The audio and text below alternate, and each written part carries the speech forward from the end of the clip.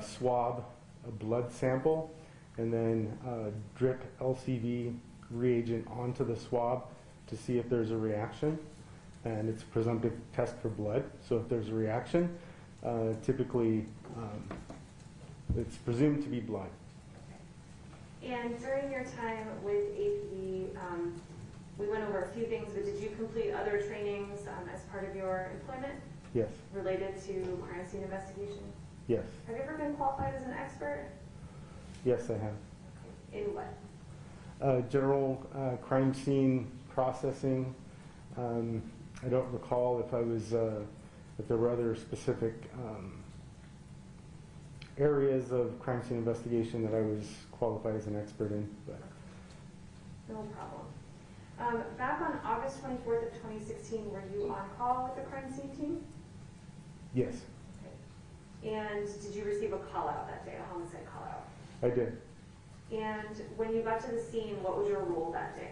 My role that day was to operate as the secondary major crime scene team detective.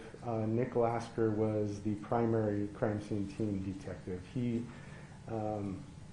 essentially what that means is the case, he is the case agent for the criminalistics portion of the investigation for the crime scene itself. How is it decided who's going to be primary and who's going to be secondary? That's simply on a rotating on-call basis. So that day you were just second guy up? That's basically? correct. How many crime scenes do you think that you've investigated, just a ballpark number? Scenes that I had played some role in or assisted in the investigation, it would probably be in the hundreds. Do you remember what time you got dispatched to the call out on August 24th of 2016? I'm sorry, could you repeat that question? Do you remember around what time you guys went out there? I received the call at about 5:23 a.m. that day. And how long did it take you received the call? How long did it take you to get there? I don't recall how long it took me to get there. We have up to an hour to get to the scene. And from the time you arrived till the time you went home that night, I think, can you estimate about how many hours you were at the scene? I've been thinking about this. I cannot remember what time we left the scene. Was it light or dark outside? I think it was dark. When there is a homicide call out, is there something that happens called a briefing? Yes. What is the briefing? The briefing is a meeting between the primary criminalistics detective, the primary homicide detective, representative from the Office of the Medical Investigator, representative from the DA's office, other assisting detectives that will be writing warrants, and anyone else that needs to know the information that's in the briefing. I did not attend that briefing. Who gives the information to these people in the briefing? It's typically one of the first responding officers if they're available. Okay. So you did not attend that? No. Generally, when a crime scene is processed, is a report about everything that's collected and everything that's done prepared? Yes. And was that done in this case? Yes. Did you prepare that report? I prepared a supplemental report. Nick Lasker prepared the criminalistics report. And is that because he was primary? Yes. Are you familiar with his report? Yes. And were you present for the whole scene investigation that day? I was that day. Now, during the briefing, you said you did not attend. Did you do some work while the briefing was happening? Yes. What did you do?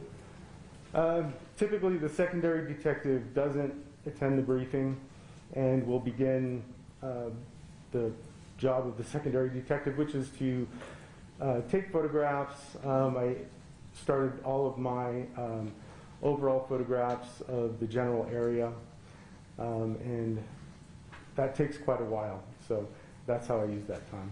Okay. And Judge, just as a housekeeping matter, I have proffered States Exhibits 2 through 205 to defense, and we would move those into evidence, Judge. Any objection? No, Your Honor.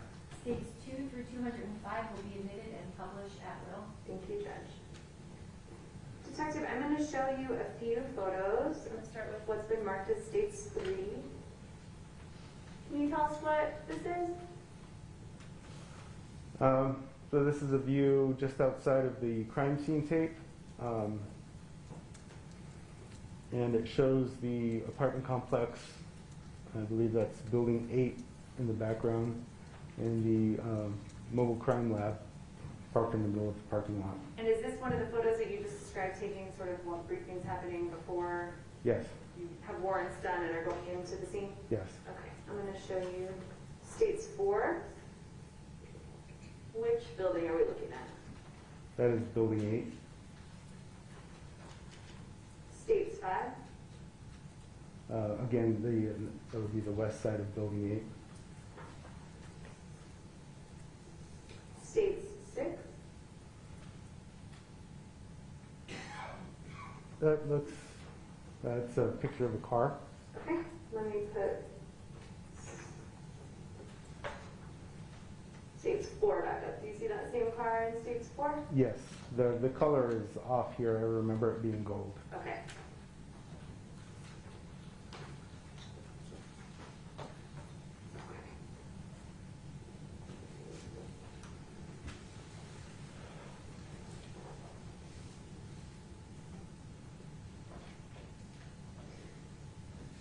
So, in addition to taking some of these scene photos outside scene photos, did you process anyone on scene? Yes. What does it mean to process someone? Typically it means you're going to take overall photographs of them. We have them hold up their hands so that you can take photographs of both sides of the hands. We examine them for any obvious injuries, make note of or photograph anything else that looks unusual that should be documented. Okay. And who did you process? That night I processed Fabian Gonzales. At the time you processed him, was it still earlier in the day, early in the morning? Yes, yeah, it was very early. Did you know if he was a suspect or not, or just a witness? Wasn't really sure. I didn't have enough information at that point to understand exactly what his involvement was.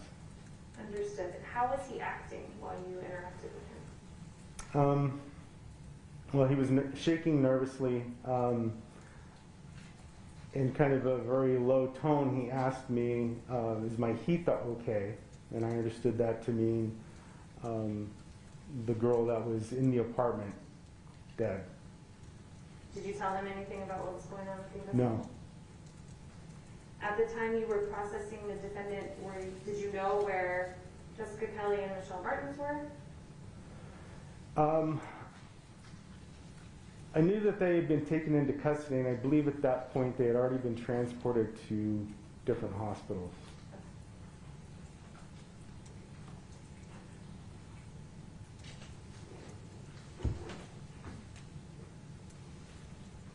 After you photographed and processed the defendant, did you go to apartments 407 and 401? Yes. And what was your role in 407 and 401? I had learned that the first responding officers first went to apartment 407, made contact with Fabian Gonzales and Michelle Martens at that location. Okay. And they had learned that the two parties had discarded some socks into a trash can. I'm going to just publish States 199. Can you tell us what that is? That is the outside of apartment 407. 200.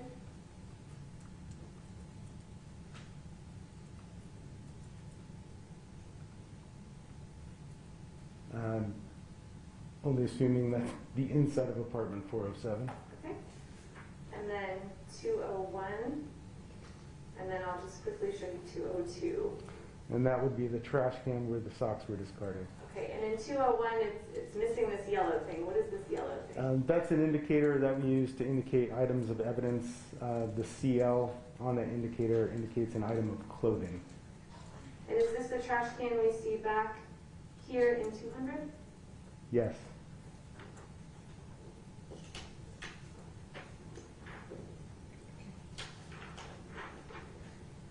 Now, Detective, let me ask you, once items are collected from the scene, what happens to them? Like, when you take those out of when you took those socks out of the trash can, what do you do with them? They get placed into a bag. If items of evidence have blood or some sort of biological material on them, they're packaged in a paper bag. Otherwise, they're placed in plastic bags. I'm publishing 203. Is that the packaging from these socks that we just saw? Yes. Okay. And I see the little CL2 here that corresponds with your marker we see in 202? That's correct. Okay. And is that how you sort of keep track of everything throughout this investigation? Yes. Okay. So this photo was taken in something called Triage. Can you tell us what Triage is? Once all the evidence is transported from the scene to the crime lab, it's brought into our triage area, which is basically a big room with some lockers where we can secure evidence.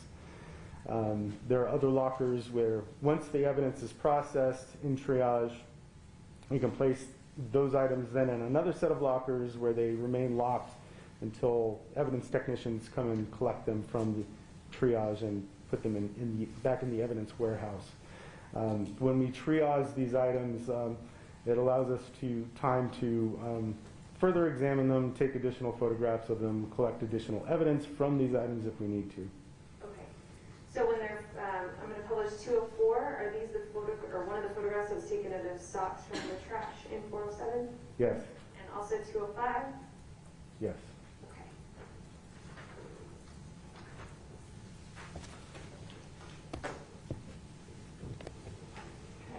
In order.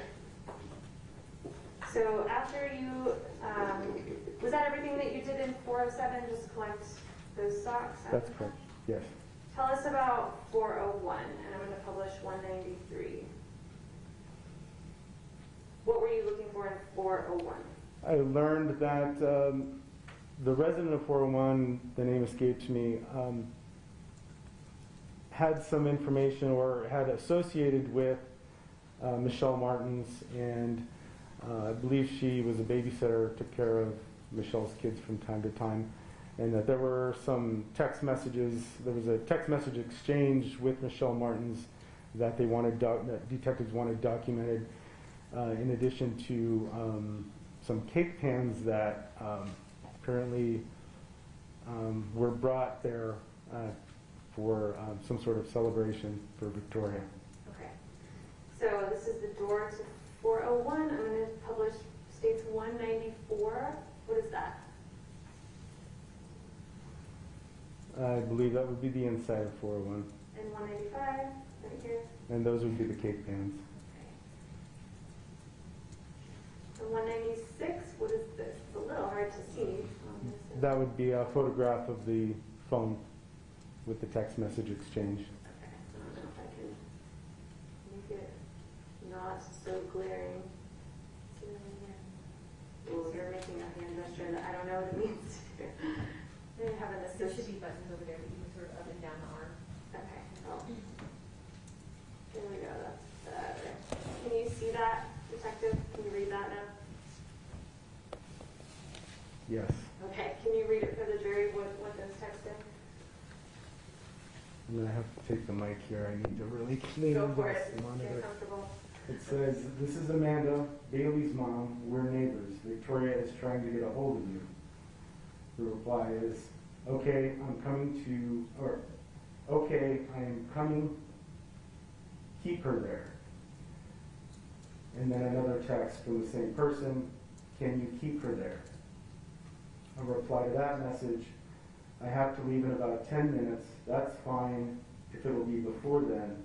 If not, I can walk her to the..." And I'm going to put 197, which completes that. Can you read that? If not, I can walk her to the office to see if they can give her the key just to get in.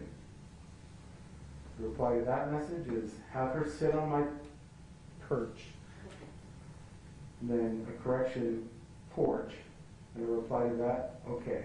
And then these last two on 198, I think, are the completion of that. The reply to the message okay is be there in a few. And then the reply, okay, she went home. I guess someone is there now. Reply to that, okay, TY. You know what TY means? Typically it means thank you. Did you do any other investigation in 401? No. So let's back up before we get to the apartment. When you are processing a scene, we already talked a little bit about like scene markers, but what is just generally the order of operations? It's the first, second, and third step, so on.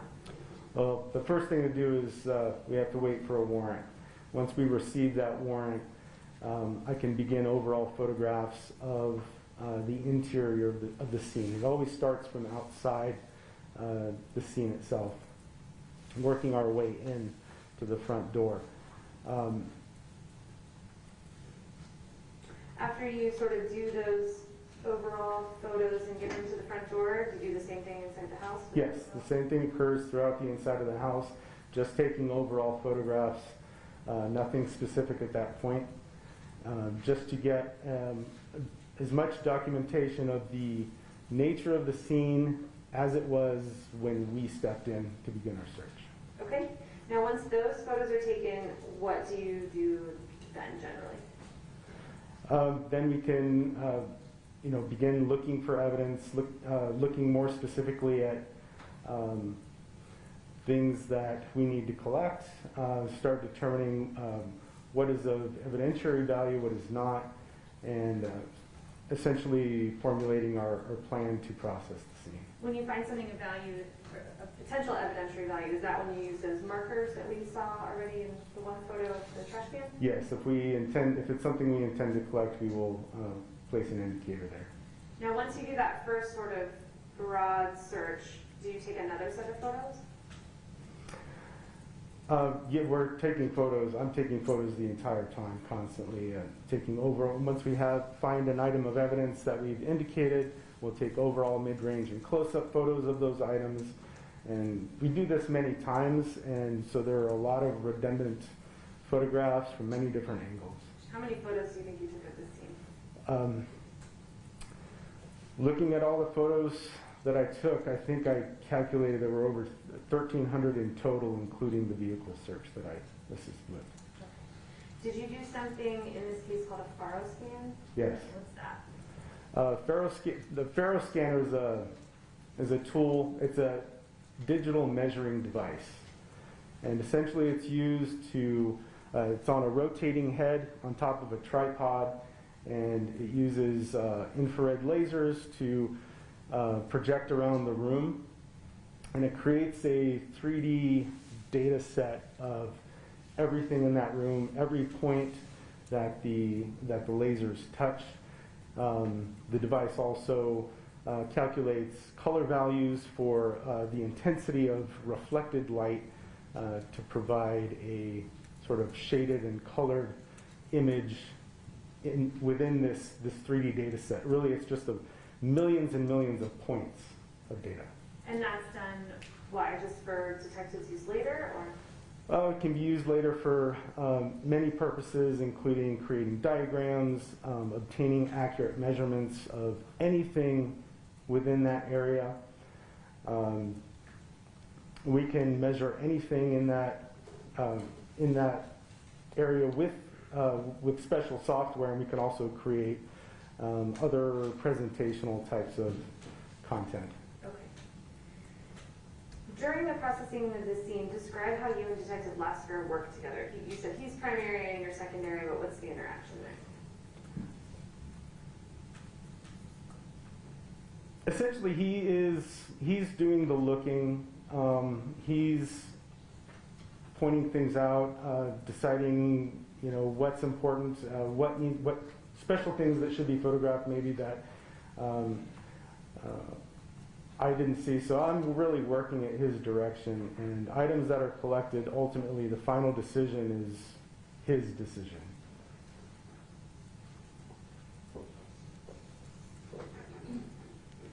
Describe for the jury what steps were taken at this scene to make sure there was no contamination as far as what you're wearing and how you go into this apartment. We typically use these pull-on booties, especially in scenes where we have a lot of blood on the floor, and we're always wearing gloves when we're inside. And you have some standard just being careful kind of procedures about where you step and things like that? Yes.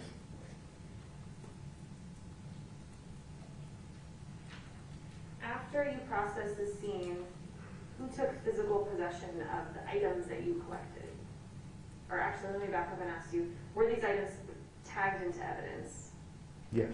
Okay, so they went through the triage process and then they get put in the store, the sealed, or not sealed, but the secured storage facility. Correct. And everything is labeled, and you can look at the label and see who did what and whose signature is on things. Right. We'll look a little more closely at one of those labels in a minute, but is that fair? That's a good explanation for it.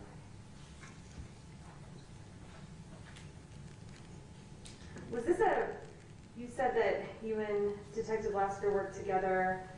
Was this a typical scene? I hesitate to say that there's any typical scene.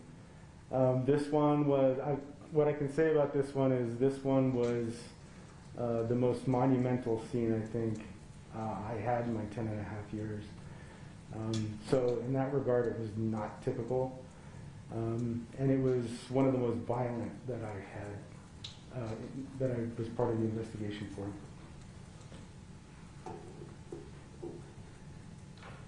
Was there a larger police presence than normal at this scene?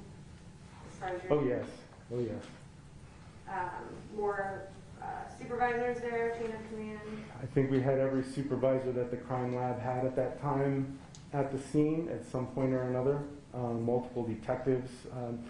Our team, I don't remember the size of our team at that time, but our team typically was between 6 and 8 people. And most of my colleagues, including some of the crime scene specialists, were all involved in that.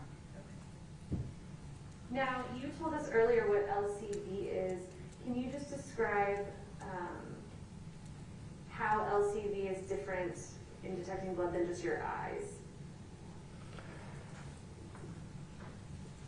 We use, if we see a stain that we suspect is blood, as I said, we can use LCV to try to develop that blood stain. And what it does is it stains it, the reaction causes the proteins in the blood to turn a very deep violet color, and it makes the blood very apparent. So especially if you have a light colored background, when you spray the LCV, you see this bright purple reaction wherever there's blood. And one thing I didn't mention earlier when you were asking me about how LCV is used, I mentioned the swab, but this substance can also be sprayed over large areas to develop blood. And how many times do you think you've used LCV? Hundreds of times. And did you actually train others on how this chemical works? We did.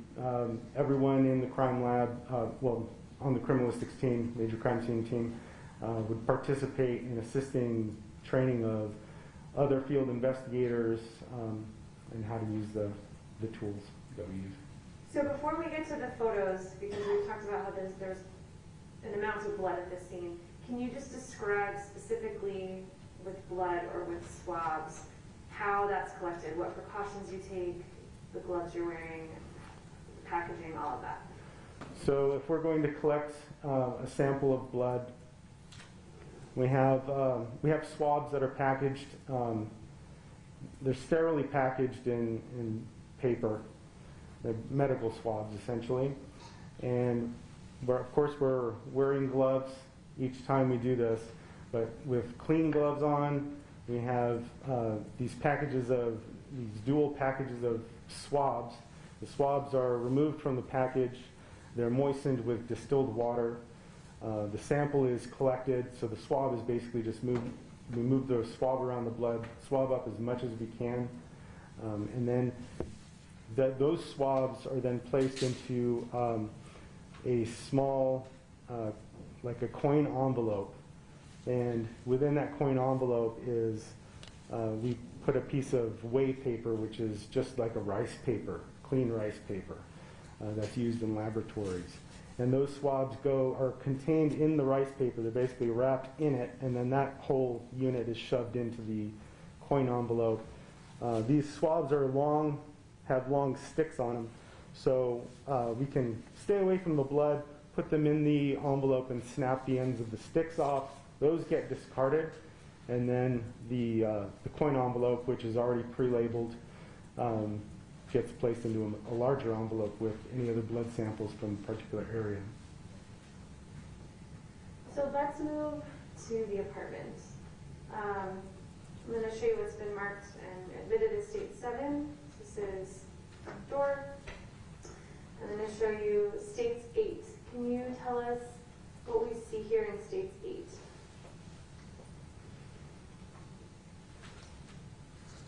So this is the front porch of apartment 808, and we see a few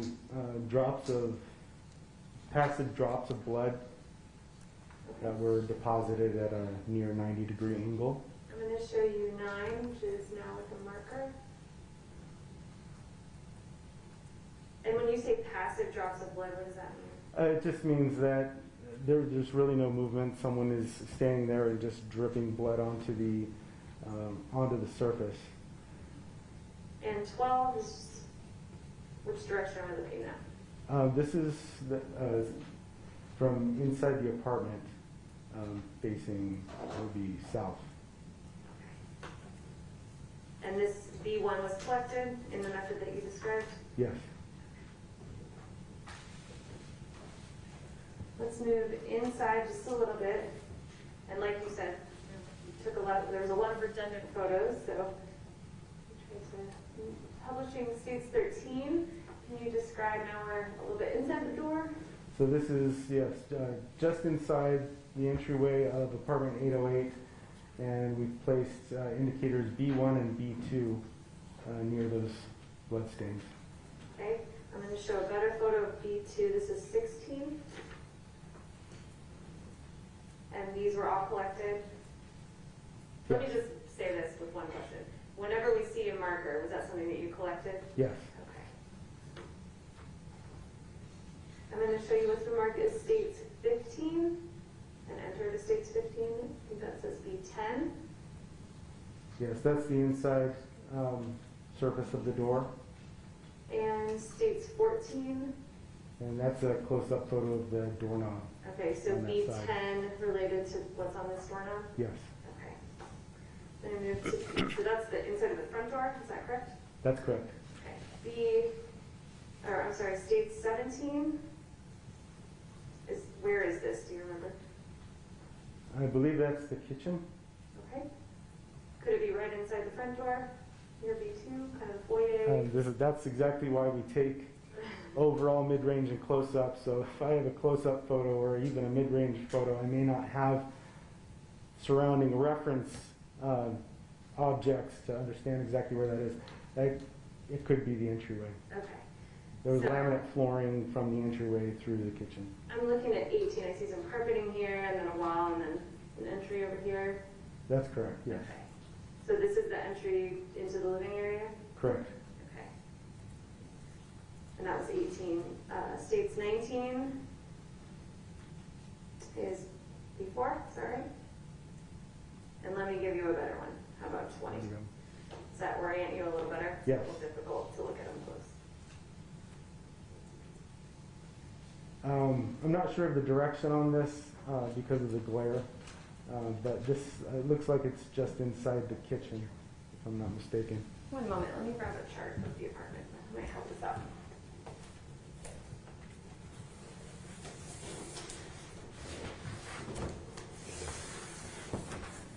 Your Honor, is it okay if I move the mic over here? Of course.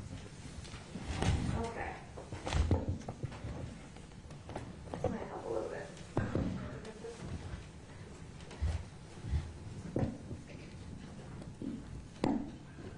Okay.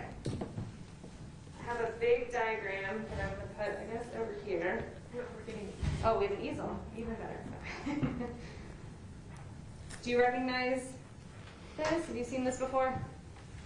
I have not seen this particular diagram, no. Okay. Does this appear to be a correct diagram of the apartment? Yes. Okay. So I'll put this on the easel, which I think we're going to have to move. Oh, I'm going to try and put this to your side. If I don't knock it over onto everyone. Okay. So, can everyone see that okay? We can mark that. Yes, I will mark that. Where do we end up on 205? 206?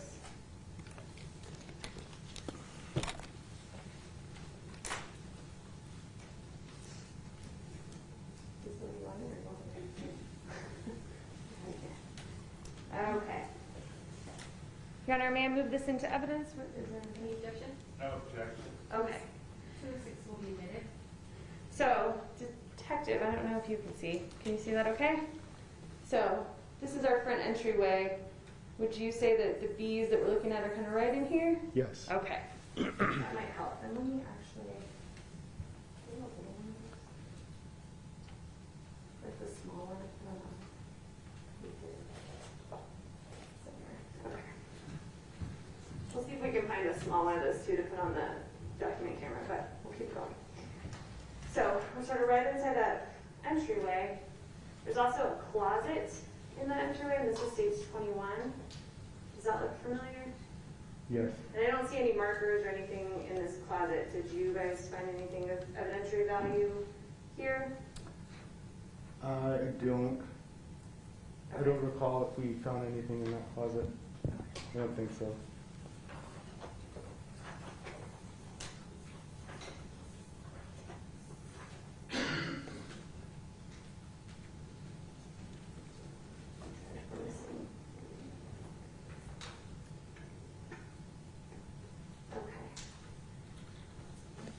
Right after you went into the sort of, we'll call it the foyer area, if you're walking in to your left, there was a laundry closet. Does that sort of on the way into the kitchen? Do you see that? Yes. Okay. And were photos taken of that? Yes. And is that right here? Yes. Okay, and this is that closet we just looked at? Okay. That's correct. Okay, so now, stage 22, can you tell us what that is? That's a view of the inside of that closet. You can see a washer, appliance, and a dryer Okay. next to that. And then 23, just the washer. Is that right? That's correct. Stage 24, what are we looking at? That's the inside of the washer with some towels. What was notable about these towels? Well, what was notable is that they had been washed and they were damp. They looked like they had been freshly washed. Recently washed? Recently washed. And then they were marked as M11, that's stage 25? That's correct. Stage 26? It's a view of the dryer with clothing on top, bedding and other items. And that bedding was collected? Yes. I need to mark these too. And the mark for identification. Go down to 207.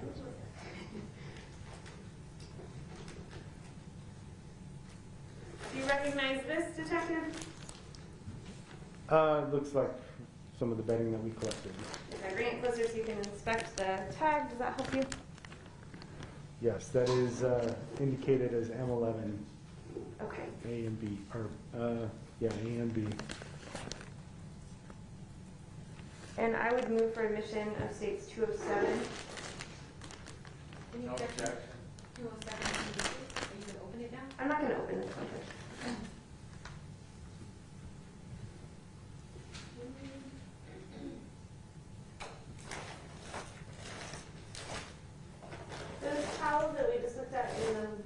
washer. Was those collected? Yes. Okay. I think they're in here.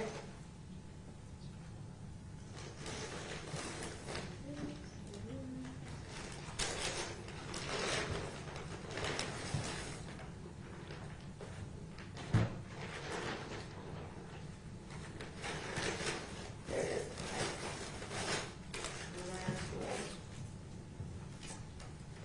I'm going to mark States Exhibit 208. Do you recognize this? Yes, that's indicated as M11. Those are the towels from the washer. The ones that were freshly washed? Yes. Can you have one moment, Your Honor?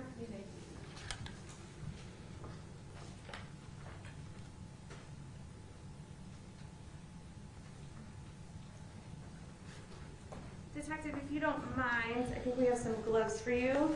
Would you mind opening this package for the jury? And then we have some additional packaging here in case we need to put things away. And the judge has scissors. Thank you.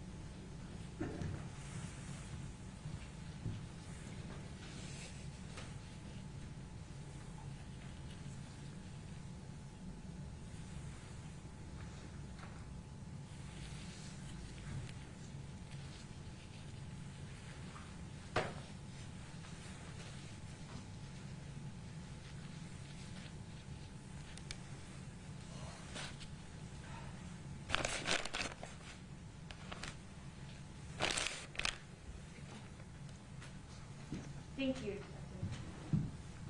Okay. Keep going. Oh. And you can put, I don't know if you want to put this back, just shove them in that bag and then we'll keep going. So that was an 11, and then 207 is what was collected in this photo of the driver. Is that correct? This is going to be difficult. It's the smallest bag.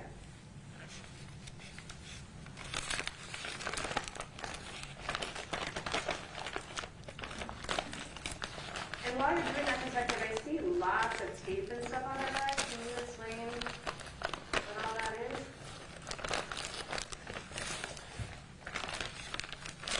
Every time an item of evidence is taken out of the evidence warehouse, checked out, and opened for analysis.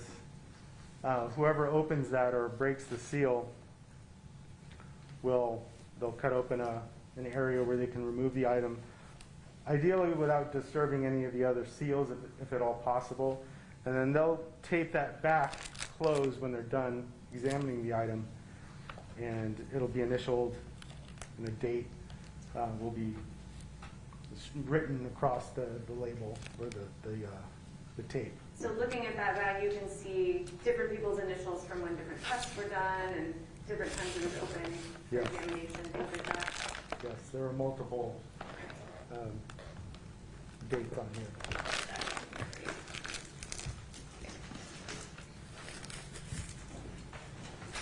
Okay, so we looked at states 207 and 208 personally, and we're seeing photos of them. Show you states 26. And then it looks like, Detective, the dryer is open. Can you tell us what this is? Yes, it's a load of dry clothing. Okay. Out of this dryer that we see in 26? Yes.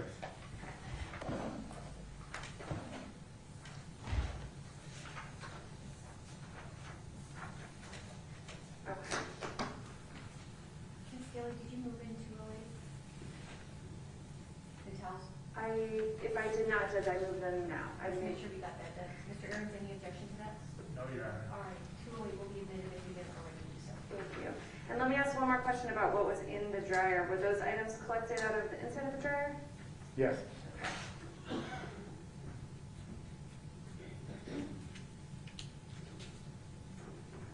Or did you want? Okay, sure, you can. Okay, so once we sort of walked through, I'm going to put the same diagram up just for demonstrative purposes because it might be a little easier to see. So we've sort of walked in here, is that correct? Yes. Visually, we looked this closet, which nothing was collected from, right, but photographed. Correct. And the laundry area here. That's correct. Okay, so moving into this kitchen area. Let's look at what's been admitted as states 29. Can you tell us about that? It's a photograph of the kitchen. Okay. 30, Another photograph moving in toward the kitchen. 31, That's a trash can inside the kitchen. 32, It's another view of the same trash can. and 33. And that's a photograph of items in that trash can. Now, Detective, explain, when I'm looking in this trash can, there's a lot of stuff. How do you go about processing like a pile or stuff in the trash can? So what we did in this instance is we created a makeshift tarp out of a black trash bag from the crime van and laid that out. And we would pull layers of items in the trash can out of the trash can and place them on our makeshift tarp and photograph them as we went. Okay. So you're methodical about it, is that true? Yes. So, can we call this layer 1, maybe? Yes. Okay. And then tell us how we get to 34. Okay, and there's another photograph of those items, as I mentioned, photographed there you go, 35? on the trash bag. So it looks like to me in 34 you just kind of pulled off these bulkier items off the top and done one more photo for 34? That's correct. And then everything gets laid out on a bag? Precisely. And then what items did you find in this trash can? We found some items of clothing. Most apparent there in this photo is a pair of girls' underwear. Okay, and 36? Another view of the same clothing. And this time there's an indicator, CL3. Okay, I'm going to show you some photos from Triage that we've talked about already. Can you tell us what that is? That is that's an evidence bag that's been labeled as CL3 with a description: clothing from kitchen trash can, collected 8/24/16, signed at 1806. Is that, may I first witness, Josh? Is that this bag?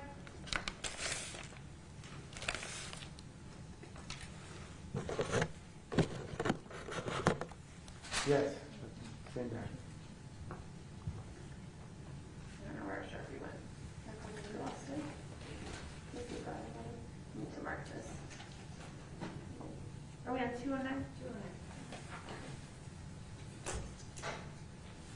Okay, I'm going to mark this bag for identification as 209. Move for it to be, well, actually, let me ask a couple more questions.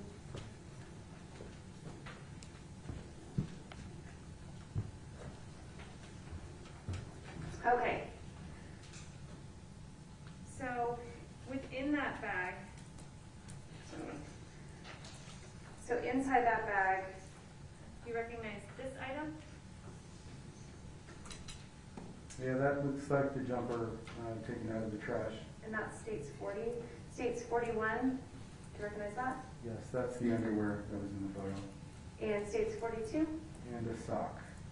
Okay. And was there another sock, if you remember? States 38. Yes, there's another sock. And this one's labeled CL3A. Do you know why we did like a sub? I'm not sure why those were separated at that time. It could be that the other items were placed in a bag, and as we continued to dig, we Found another and placed it in a separate bag. And this is this just another photo of CL3A?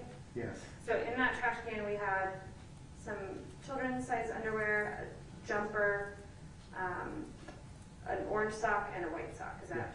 everything? Okay. And I should explain the letter A that's been added to the indicator at this point is simply indicates that it's related to CL3. Understood. Do you mind opening up CL3 for us, Detective, and showing us the items inside? So CL3 is 209, is that correct? Correct. That's I'm when sorry. I did it. When I did it. Yes, I'm just doing it, but All right, 209 will be admitted, and you can go on to the other. Can you do this again? Yes, please. Thank you.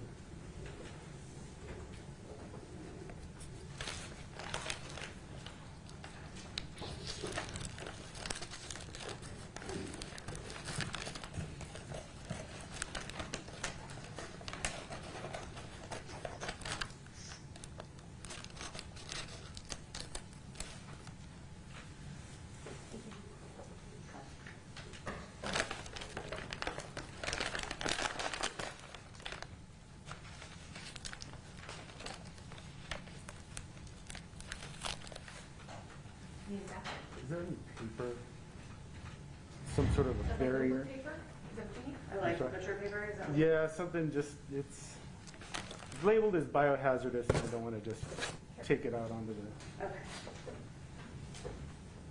Will this work? we really need something larger. I think I can use these if that's okay. Do you want me to compare a piece of this paper? Oh, that's a good idea. Oh, that was. If you hear it.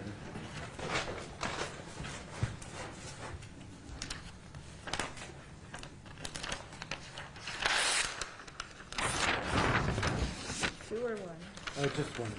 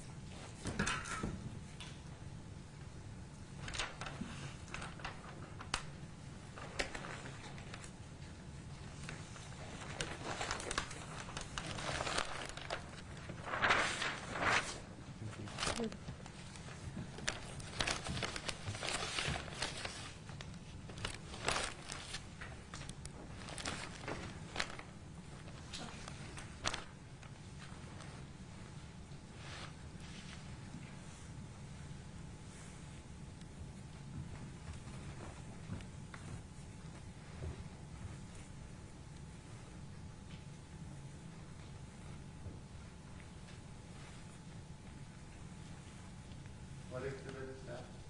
209.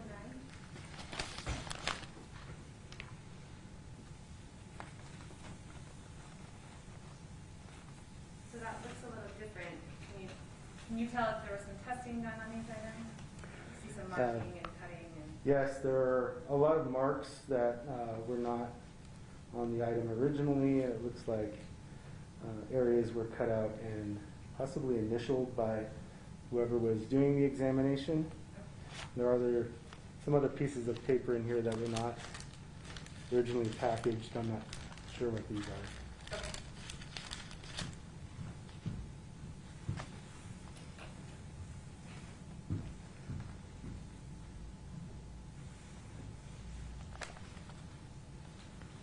So when I'm seeing you pulling those papers out, why would those papers be now included? When do those get put in there? I'm not sure of what is in here, but this would have to do with the analyst, probably the pieces that were cut out, and then because they're part of this item of evidence, They they all will go be back. placed back in. Okay. But they're separately packaged. And they're packaged, I see some writing, like people signed off on them and things like that.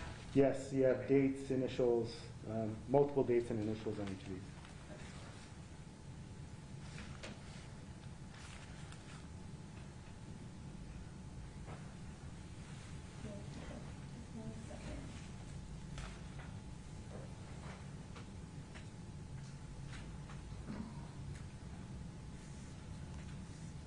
Okay. You can put those back if you don't mind.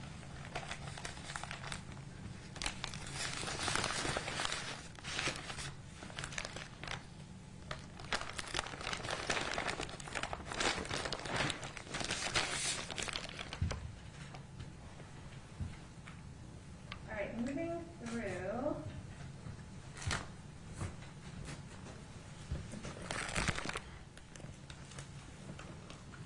Going into the kitchen, did you collect evidence from the sink?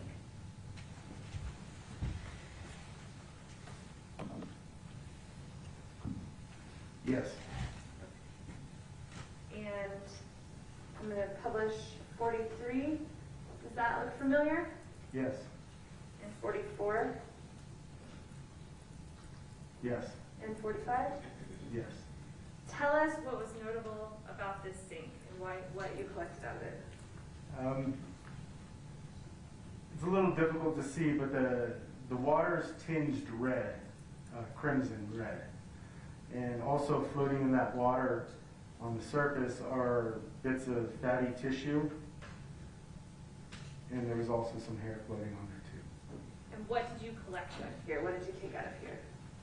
I believe we collected hair and some of the fatty tissue and also tested the water. Was there a presumptive test for blood done on this? Yes, And how did that turn out? it tested positive for blood. Okay.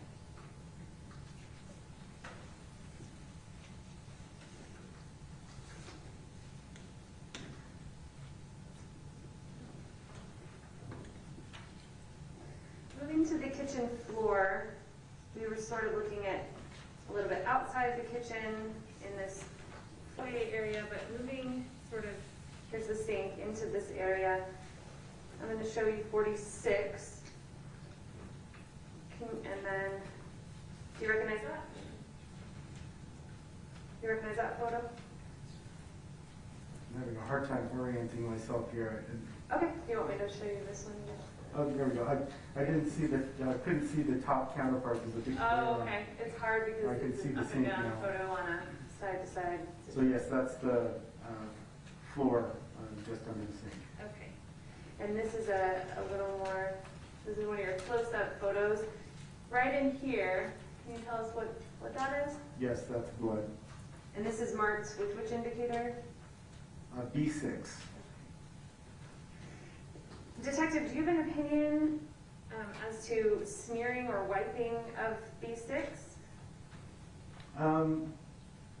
B6 looks like it was deposited on the laminate flooring, and appears that it probably dried at some point, and foot traffic going over that blood spot seems to have worn down some of the more prominent blood.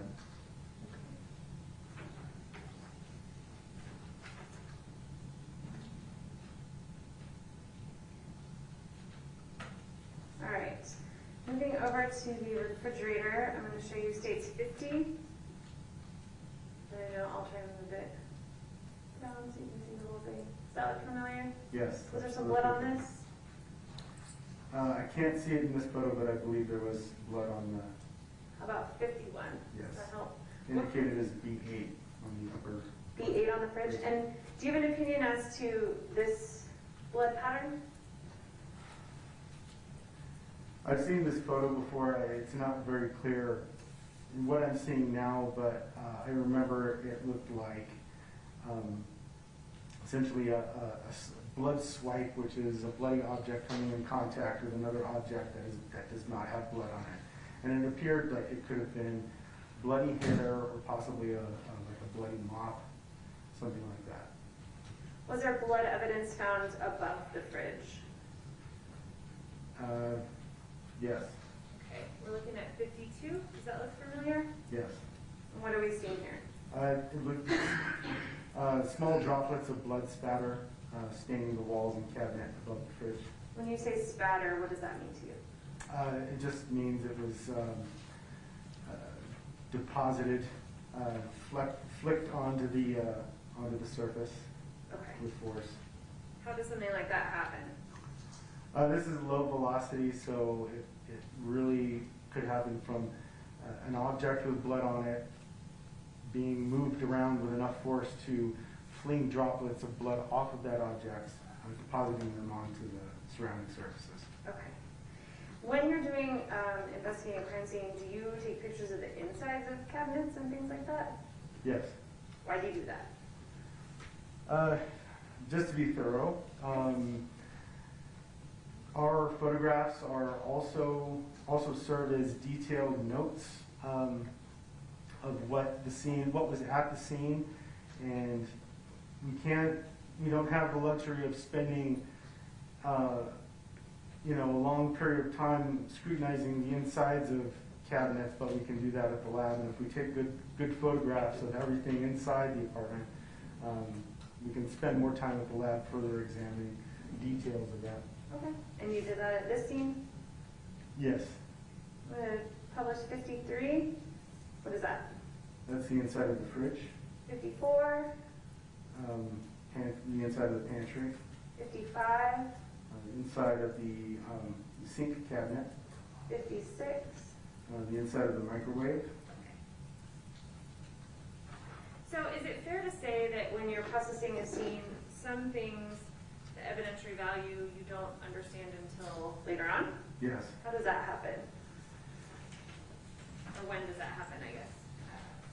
Items that we have to consider evidence is based largely on information that we're given, our understanding of what occurred and what we can expect to find. If we don't have certain types of information, or what I'm trying to say is other information can come to light at a later time, and we end up having to modify how we're doing things or what we're looking for. Is that part of the reason why you take things of like Pictures of the insides of the cabinets? Yes. Okay. I'm going to back out of the kitchen a little bit, just for a second, into that foyer area? Do you recognize this photo? That is the south-facing wall between the kitchen and the living room. Is this the front door right here? Can you tell? Yes. Okay. And then on that wall was blood found? Yes. Okay. And what was that blood marked? B7. Do you have any opinion as to the pattern here? Something bloody came in contact with the wall.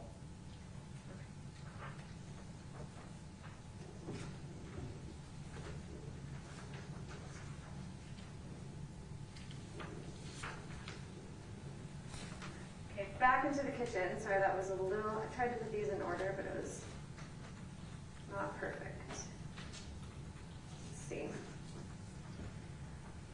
Were there some knives? Were you looking for sharp force objects? Yes. Why? Because we had learned that Victoria's arms had been removed, and she had her left leg was almost completely severed. Okay. So did you find some knives? Yes, we did. I'm going to show you 57. Where were these knives located? The knives were located in the far northeast corner of the kitchen. In 58. So the first picture just showed this block. Did you find some additional ones?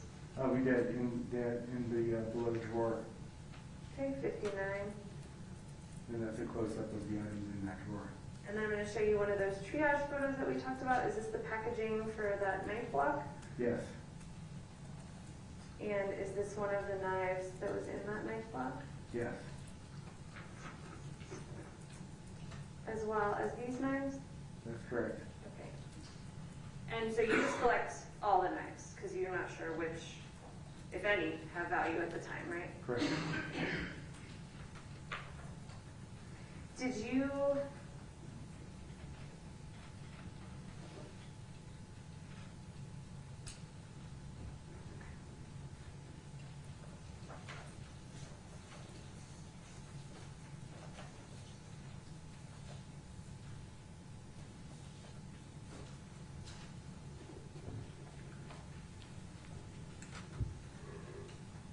All right.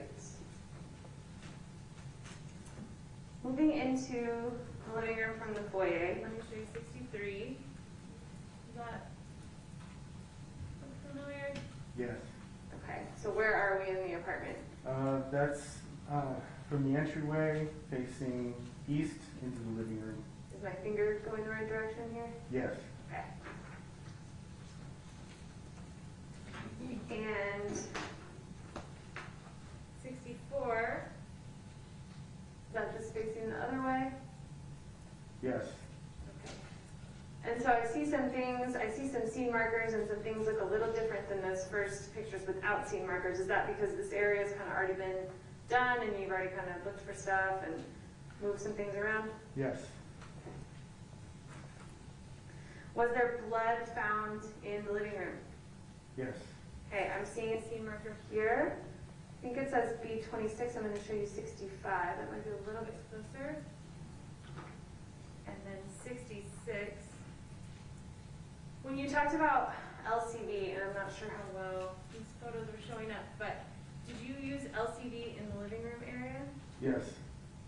Do you remember if you used LCD to develop what's been marked as B20? 26, which is on photo 66. Yes. Okay. So when I'm looking at this close-up, this substance, that's the chemical kind of showing up? Yes. Okay. And was that sprayed on or swabbed on here? That was sprayed on.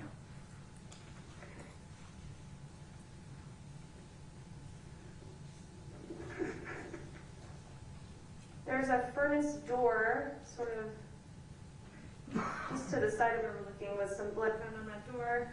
Yes. Okay, I'm showing you 69, which has a scene marker of B11, and 68. Do you agree? Yes. And then also 67 is, I guess, your before photo with no marker. Correct.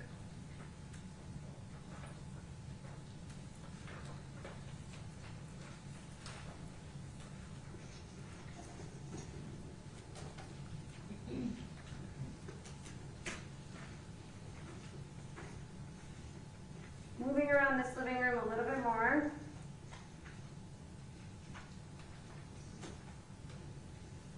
I'm going to show you 70. Which way? We're still facing the same way? Still facing east. Okay. And so what are we seeing here in this living room? So visible in this photo are a couch against the north wall of the living room, a coffee table on top of a rug, which is situated roughly in the center, set of shelves off to the south wall, and the sliding back door. You can see the balcony, the rear balcony porch area. And is this one of your initial scene photos? That I don't know. Okay. What's this? That's a cat. Okay, what happened to that cat? No idea. Okay. What do you guys typically do with animals? Sometimes they run away. Sometimes, sometimes there are cats on scenes. It's pretty common, and typically the cats keep to themselves and stay out of our way. But if an animal becomes a problem, we have to call animal control. Dogs are always, because they're dogs, they're always taken by animal control. Okay. So you don't remember specifically what happened to this one? No, I Okay. don't. I'm going to show you 71. So this is a little bit different view. What can I see in 71 here that's visible? Or what rooms can I see into is a better photo. Okay, this is you can see into the bathroom. Describe the size of this apartment. Is this a large apartment? No, it's pretty small. I don't know, 600 square feet maybe? Okay. Let's take a look back at 72. You recognize that? Yes, that's an image showing the dining table. There's an orange basket next to the dining table, tipped over chair, and you can see some of the blood stains that were later developed on the carpet between the coffee table and the dining table. Are you talking about right along the edge of this Precisely, rug? yes. 73, what is this showing? This is just a north view standing next to the dining table, and it shows the breakfast bar from the kitchen, same tipped over chair. Not visible on my end, but the furnace door that you showed earlier is in the background, and you can see into the bathroom to the right of that. Okay, so that door we just looked at is behind your back when you took this photo? No, it's in the background. It's behind the dining table. We're facing. Oh, understood. We're facing the door. 74, you talked about developing some blood. Is this what you were talking about? Yes. Okay. Now I realize I was turned around, so the furnace door is behind us. Okay, so in 73, the furnace door would have been right behind your back? On my end, all I see is a big white glare here. Sorry, I know That's okay. it's difficult. Okay, so 74, I'm seeing a number of markers showing up here in this same area. Correct. Okay, and which room is this door right here? That's the northwest bedroom door. Okay, and do you know whose room that was? That was Victoria's room. Can you tell me what B12 is? This is state 75. B12 is blood that was deposited on the corner of the dining table. Is that right here? Yes. So it shows up in 74 also? Yes. Okay, and B25? I'm not sure of what direction we're facing, but this is some of the staining in the living room there between the coffee table and the dining table. Okay, along this rug where the dining table is? Correct. Okay. And 77 is also showing B25, just a different angle? Yes. Is this all, this looks blue, is that all LCD reaction? Yes, that was all LCD. We sprayed that whole area. You sprayed this whole area? Let me go back to 74. Did you spray starting in this doorway, all this way? No, I believe we started where the majority of the stains were and then worked outward from there as we saw more development. Where did you start? By the camper? I'm not sure. No, I believe we started Here? right there where the bulk of the stains are, what we're looking at right now, where So the finger's at. Right in the middle of this rug area, Yes. on the edge of this rug, in That's between correct. the coffee table and this dining chair that's not tipped over? Right, So you started here and then sort of went both ways? right. And the reason was that there was some blood was visible, and then there was a faint reddish brownish tinge on the carpet that we were pretty certain was blood, and so we decided to start developing, see what else would come out. Did you have an opinion as to the blood that we're talking about in this area, B25, sort of in front of this dining table, as to whether it was smeared or not? Well, it looked like there was an attempt to clean it. I think that's really all I can say about that. Okay, Those particular blood stains. understood. Did you see more after you sprayed the chemical than you did before you sprayed the chemical? Oh yes, For sure.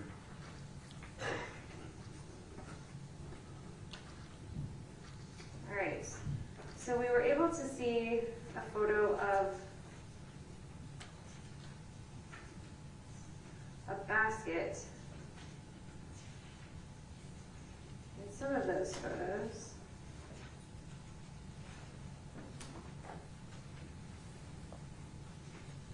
And let me start here with 94. Do you recognize that basket in this area of the house? Yes. Okay, and I see a blood marker that's B26, and that was states 94, this is states 95. Is this also appear to be blood that was attempted to be cleaned or at least smushed into the carpet? Can you show me another photo of that? I can definitely try, but Yes. Yeah, Okay. I know what we're looking at. you Yes. remember this now? Yes. Okay, so I'll show you the close-up. Is this one of those stains you talked about where more showed up after you sprayed the chemical than you were able to see Yes. initially? Okay. Now, in states 94, I see this orange basket. Did this end up having significant evidentiary value? Oh, yes. We're going to go through a series of photos on this. 78. What are we looking at here? So this is the inside of the basket, and what's visible there on top is a purse. Okay. I'm going to show you 79. With some blood on the, or what appeared to be blood on the outside of this Yes. item. And 80. Yes. I think 81. Yes. There's some blood in there. Okay. And then 82, we see a scene marker appear. What does M stand for? M is for any item that we consider miscellaneous, which doesn't fall into the category of any of the other indicators we have. For example, earlier we saw the K indicator, which represents knife. So anything that doesn't fall within our normal, all the other indicators in the indicator system, if it doesn't fall in there, it gets an M indicator. Okay. Inside this purse were items collected out of it? Yes. Well, the entire purse was collected. Okay, but were some things separated out? Yes. What were those things? Phones, I believe. Okay, and can you see those in 82? Not from my view. Okay, what about in 83? Can you see some phones here? Yes. Okay. And then 84, is this the packaging? Yes. Okay. Or this laundry basket? That's correct. And then let's go back and look. So we're looking at 83, and I'm seeing this purse, and it looks like there's stuff under it. So did you use the same kind of layering approach that you described with the trash can? Or a similar approach? Yes. Okay. So once you marked it and took this photo, was the purse removed? I don't know if the purse was removed at that moment. Okay. At some moment after. Sometime after that, yes, it was removed. And I'm going to show you 85. So this is after the purse is, actually that's in triage, so let me skip ahead. Is this the purse, states 90? Yes. Okay. Are these states 91, are those the phones that were pulled out of that purse? Yes. Okay, and then let's take a look at 92. So this is on scene. So the purse is gone. What was under? Is this sort of that layered down picture taking process that you do? Yes, so this was at the bottom of that basket. Okay, so what was that black thing? Not sure exactly what it is. I believe it's a piece of clothing. Okay. And 93 showing the same thing? Yes. Okay. Moving to the triage photos. We already looked at the packaging, but then we have this photo. And here's the black item taken out. Are you able to tell what it is there? It's a sock. Okay, and here's a close-up. Are you able to see anything on this sock? It looks like it has some tissue on it. Okay. And 89, I think, is just another angle. Okay. So going through the basket, it was purse, sock, and then we saw some trash bags. Is that correct? That's correct. Okay.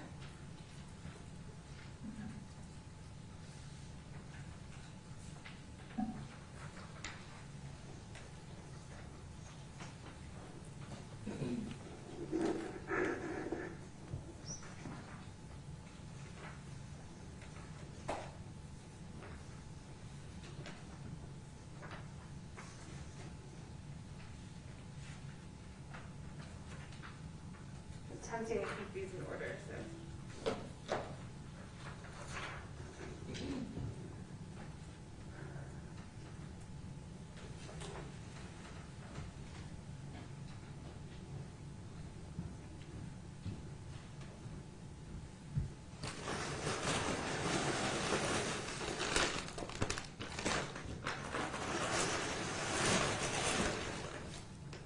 Recognize, oops, try not to knock stuff over.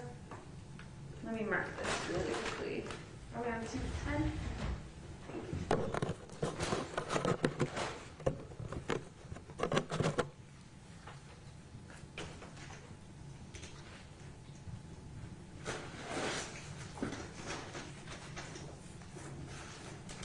Do you recognize this, Detective? Yes. What is this? This is the same bag that we saw indicated as M6 items from the floor of the living room. Do you mind opening that for us?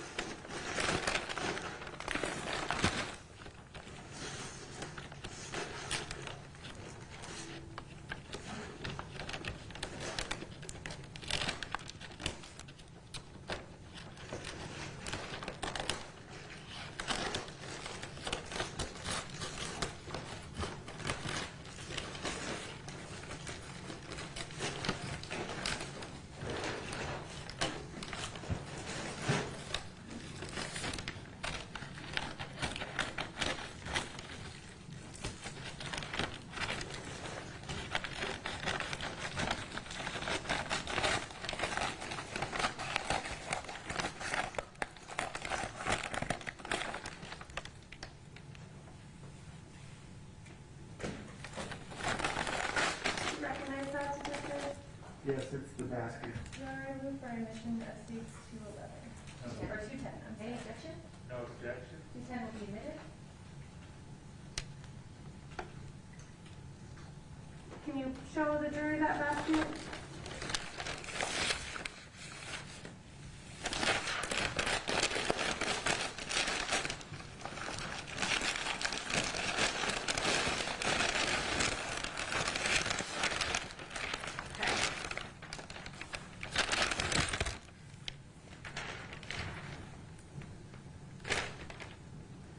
Okay, thank you.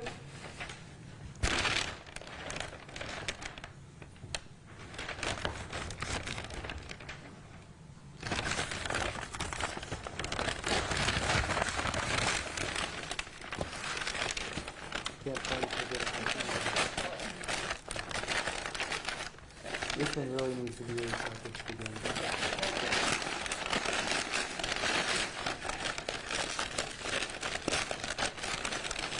Maybe that.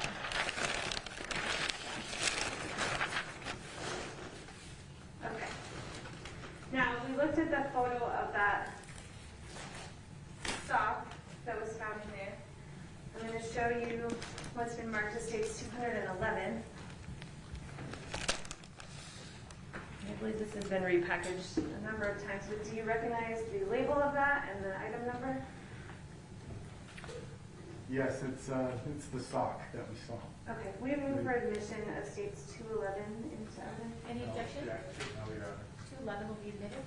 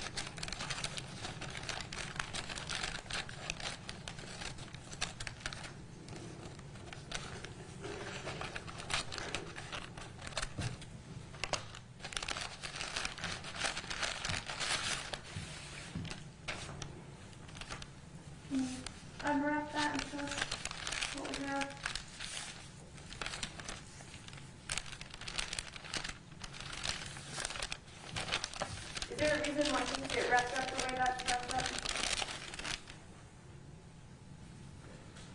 Usually it's to contain anything that might be on the surface and also just to keep it preserved. And paper, the purpose of the paper, both the paper bag and the paper wrapping, anything biological we wrap in paper. Packaging paper. You mentioned earlier that you saw what appeared to maybe be tissue on that black sock. That's correct.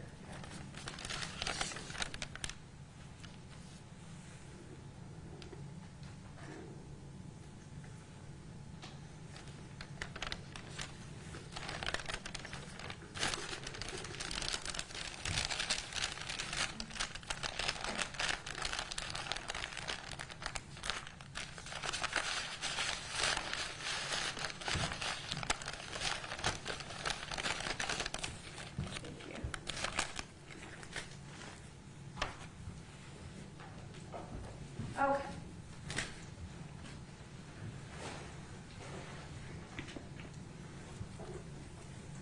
Now, we saw a photo. I'm sorry.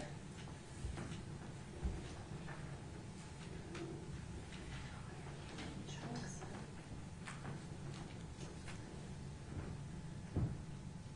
We saw this photo. States 93. Did that bag, this trash bag, get opened on scene? No. Why? Because we were fairly certain that it contained human remains, and anything related to the body becomes custody of OMI. It's their domain. Okay. So they took custody of that from the scene along with the body of Victoria Martens. So explain to me the two roles, and you said it's their custody, so is it fair to say that OMI is in charge of the body and it's their evidence, and you're in charge of everything else? Precisely.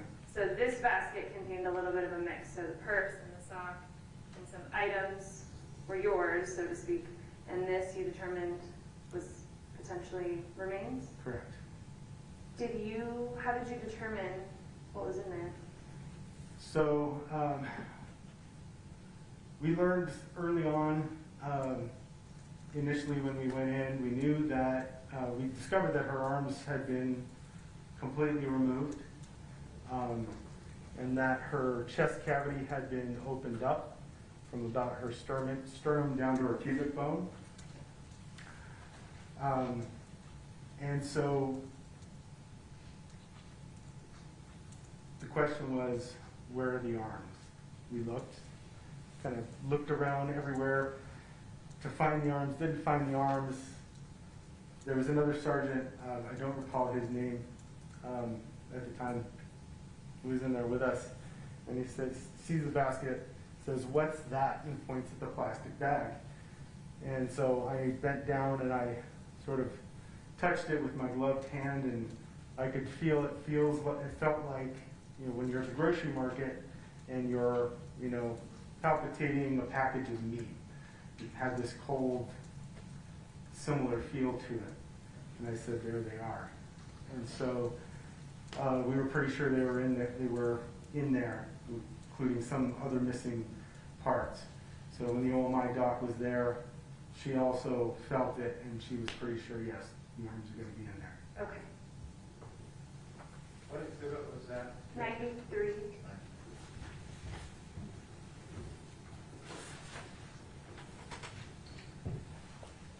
Okay.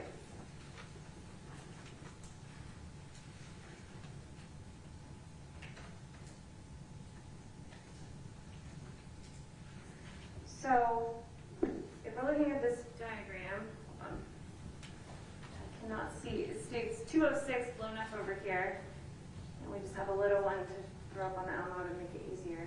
Where was that? So the dining room table is about here in the living area? That's correct. And that basket was about there? That's correct. Which bedroom is this? Would be the southeast bedroom. That's the master bedroom. Master bedroom. And this was Victoria's bedroom down here? Correct. Okay. So just kind of staying in the living room and looking towards that master bedroom wall area here, and maybe even a little bit into the room. Let me show you states. This one's a little bit off, but 96, is this the master bedroom door? Yes. Okay. And then 97, also the master bedroom door, correct? Yes. Okay, and was there some disturbance here on the shelf? Yeah, the picture frames knocked off the shelf. And I see some blood markers here, B21 and B22. Yes. Okay. So close-up of B21, states 98. You recognize that? Yes. And B22, which is states 99. You recognize that? Yes. And was that on this purple pillow somewhere? The blood, I believe it's on the label, if I'm not mistaken, but it looks like there Oh, may okay, be maybe some- here? Yes. Okay.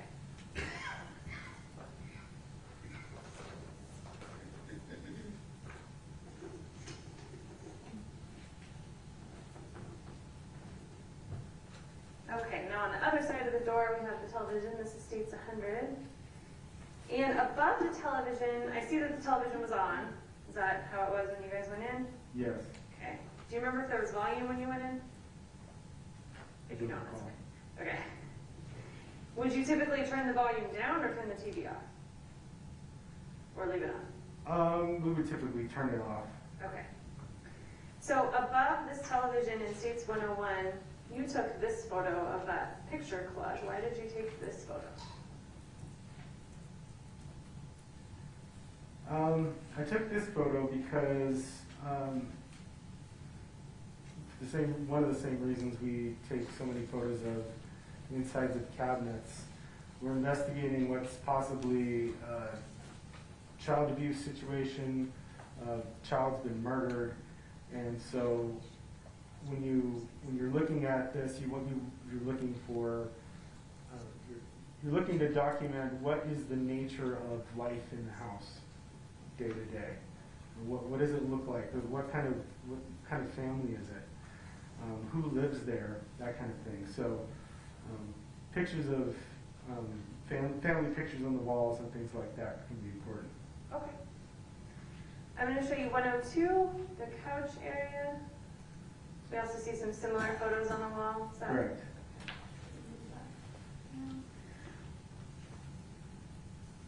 103. I don't know if that's too glared. Can you tell what I'm looking at? Casey, how do I unblur this? Just move this? Nope. Not better.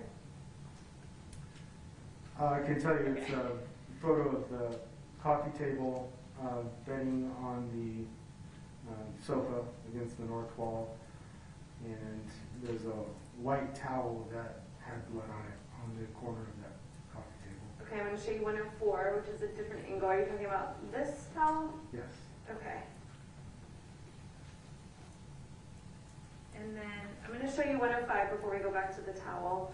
Why are these cushions, like what are we doing here? So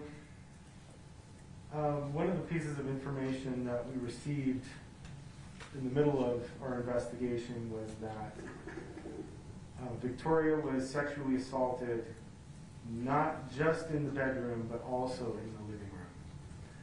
So we examined the sofa with an alternative light source.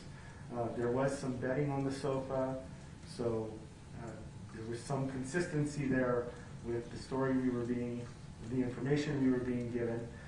So we ended up collecting the sofa cushions, which are indicated with an M indicator. Okay. And you also collected that bedding? And the bedding as well, yes. Okay. In States 106, I have an indicator here now on this towel, this green or white towel. Yes, that's M3. M3. And then a real close-up of it. Yes. And is this what you presumed was blood at the time? Yes, Okay. And that was tagged in as M3? that's correct. I'm going to show you states, what's been marked for identification only as states 12. Is that the same item that we're looking at now, just packaged up? Yes. 12 or 212? Said 212. 212? I'm going to check. You're on the list? Yes, ma'am.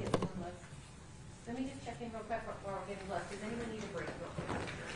Yeah, we've been going a little while. Let's take a break. We'll replenish the gloves, and so let's come back in 5 minutes. All right, for the jury.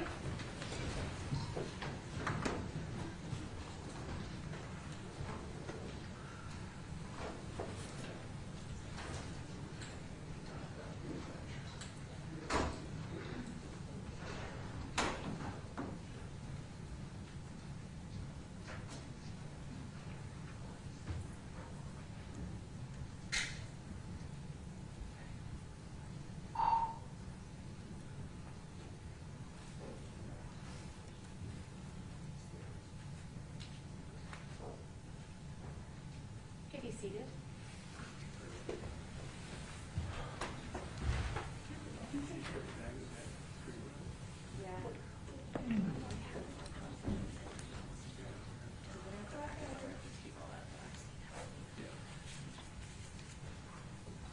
We'll do it for now in case he wants to.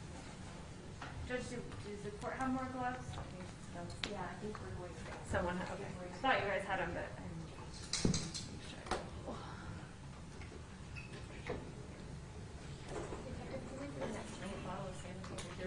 Oh, yes, ma'am. This is for handing the scissors back and forth. Appreciate it.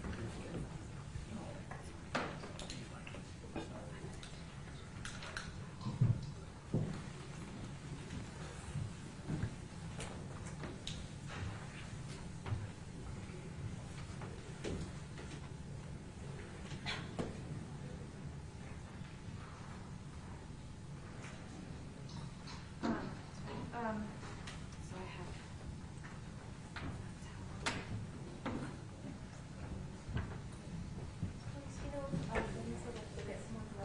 Yes, she wants to get close and also to see about getting a parking stamp so I can validate parking signature. I'm not perfect, but I'm pretty good for a guy.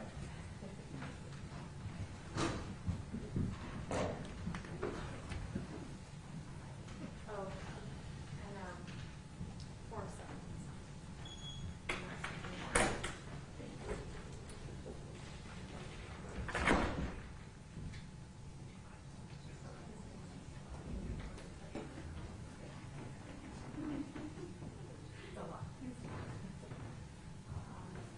Judge, would it be possible to use the restroom in that jury? Yeah, sure.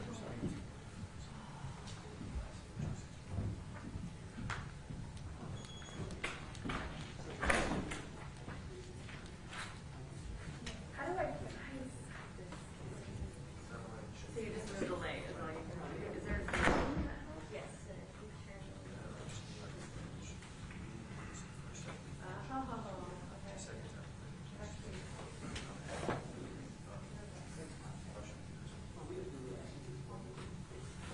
Then you can only get like a square of it when it's like nothing down, try to. No, it's alright. I mean, it is what it is. It's good enough for government work. Thank you, Tracy.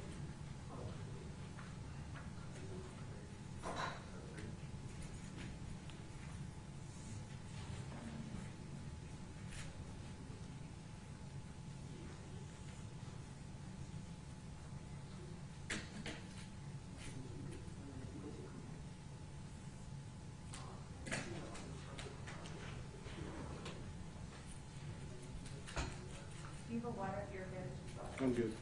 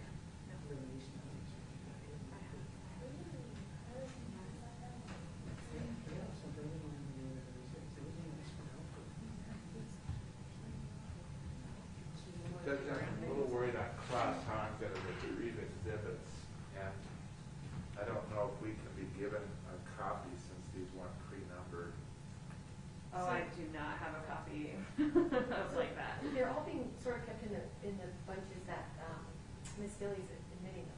So we can put them all up there on the counter and you can just sort of retrieve them as needed. It's not perfect, but a few got out of place, but I tried really hard to make it like everything from the kitchen, everything from this room. So hopefully when you find, like if you're flipping through and you find a living room photo, they should kind of be together.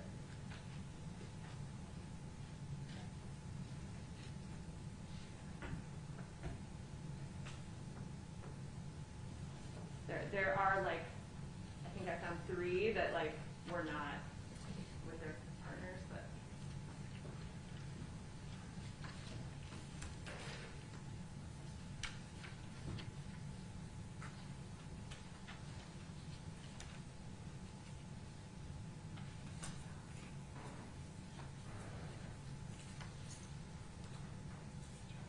And Steve, if you want to like have a few with like stuff, you can just keep them off until they go back so that you can find them.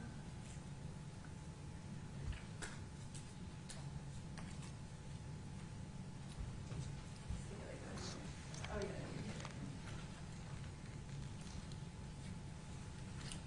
Here's how I have them. And if you want, I'll try and put them back on the section for the rest.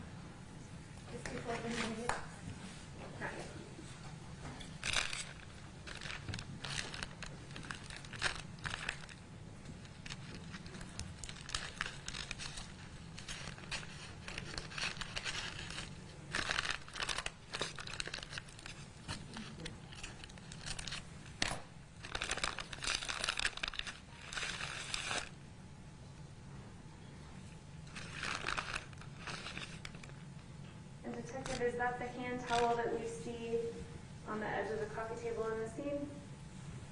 Yes. Okay.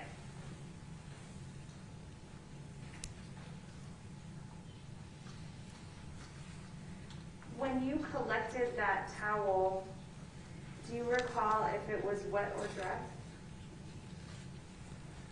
I don't recall it state when it was collected, but it looks like it was wet at one time. Okay.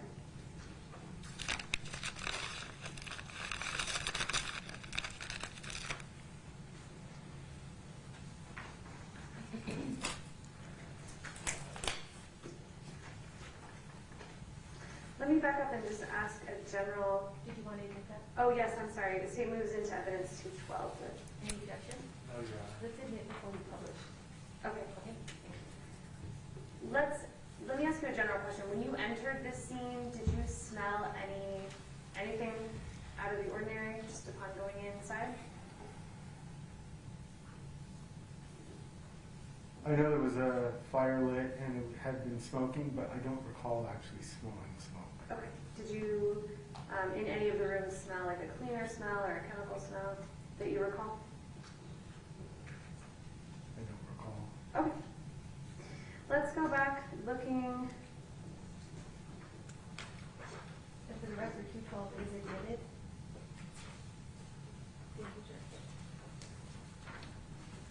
I do believe Detective Lasker made note of being able to smell cleaner though in his report. He did, So but you don't recall that now. I don't recall. I don't recall Okay. the smell, but He noted it, he's the one that noted it and put it into the record in his report. memorialized it. Memorialized it. Let's take a look, looking in towards the master bedroom. I'm going to show you, states 109. So here we see, is this that collage that we looked at earlier, sort of over the television? Yes, Okay, so this is the master bedroom. correct. Backing up a little to 110. I think we already talked about the blood over here on the wall, and then the purple pillow would have been in this area. Is that Correct. right? So I'm seeing a blood indicator kind of right in this doorway. I'm going to show you a close-up, which is 111. Going into the master bedroom, which I'll show you 114, aside from this B27 that's on states 111 in the doorway, did you find any blood in this room that was collected?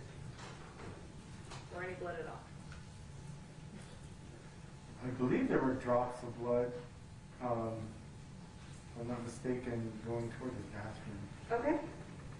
Let's look at 115. Can you tell us what we're looking at here? This is the side table on the east side of the bed. Okay.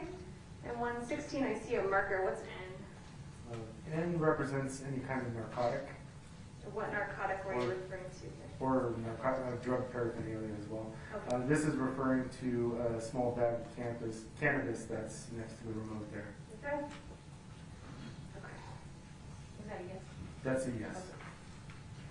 I'm going to show you states 112. This is behind the television in that master bedroom. Do you know what we're looking at in this photo? Maybe not. How about 113? Okay. Looks like a small bottle of vodka and perfume bottles, other miscellaneous items. And is this the television right here? Yes. Okay.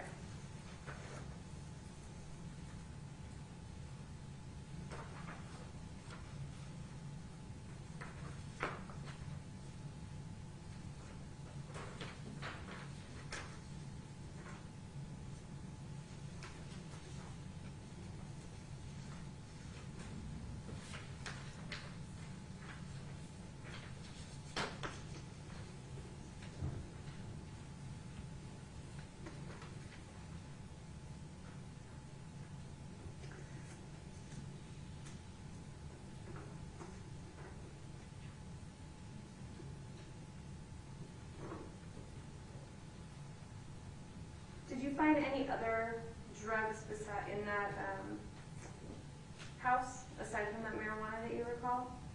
No. Was the bedding off of that bed that we looked at collected? I don't recall offhand. When do you collect bedding? If it has any evidentiary value, especially if it has any biological evidence that supports or refutes the information we're being given.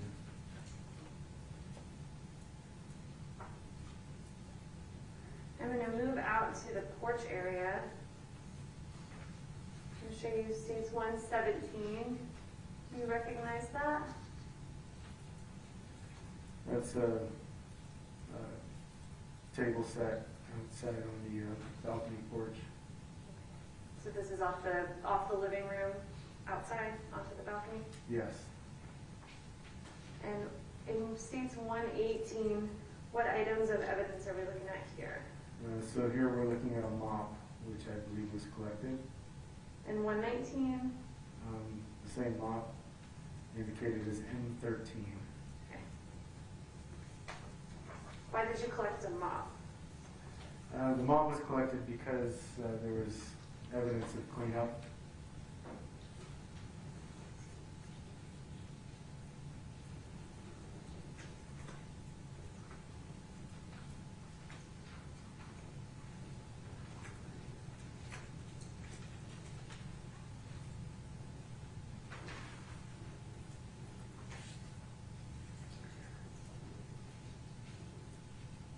Okay.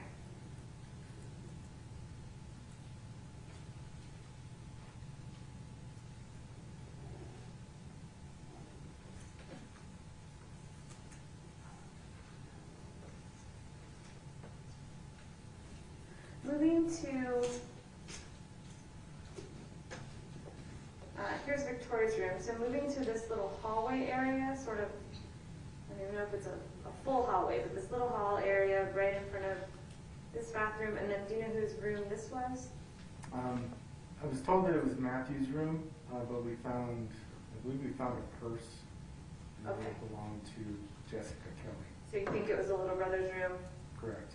Just kind of across from Victoria's room, and this would have been their shared bathroom and probably the main bathroom for the house. Correct. So in this little area here, I'm going to show you states 172. Does that help orient you to, can you orient us actually to where we are? Yes, it looks like we are facing roughly east, and there's a bead indicator on the interior surface of that doorway that leads into the living room. Okay, and so is this doorway Matthew's room? And that would be, yes, correct, Matthew's room, the northeast there. So 173 is a little closer up of that blood Yes, indicator on the wall. That's 173. that's correct. And I can see it's indicated as B18. 174 is a little different, or a lot different angle actually. So here, which room is this? That would be Victoria's room. Okay, and this is, The bathroom. okay, and what doorknob is this right here? Were there any closets? The bathroom door, or maybe a closet. Okay. And you said earlier you guys open up closets and cupboards and take photos? Yes, Okay. Do you remember taking this photo, 175? yes. Okay. Have you had a chance to look at this photo since it was taken way back in 2016? Yes. Okay. And looking at this photo now, do you see anything that could be blood in this photo? Not in this one. Can I There's approach with the actual picture so you can see it a little better? Just that's fine. Okay. Let me hand it to you so you're not fighting glare on the screen. This is much more clear. I can see droplets of blood on a shoebox just underneath a shoe graphic, which is printed on the side. Okay. And this did not get a marker, is that right? Correct. This one got overlooked? Yes. Okay. And was there a second closet, storage closet in that little area that you remember? Yes, I believe there's a closet adjacent to Matthew's room. Right here? Yes. Okay. And does that door, does this view make sense to you? Yes. Okay, so is this Matthew's room? Correct. And this is? The closet. Okay, and then this door would go into the bathroom? That's correct. Right, okay. And you photographed items in that closet? Yes. Okay, and these just appear to be just a regular linen closet with towels and sheets and such, is that Yes, fair? that's correct. Okay.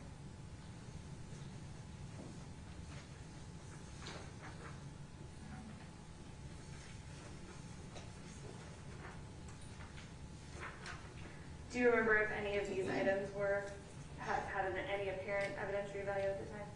No. So now coming a little bit closer into the bathroom, is this the way the scene was found? Yes. Okay.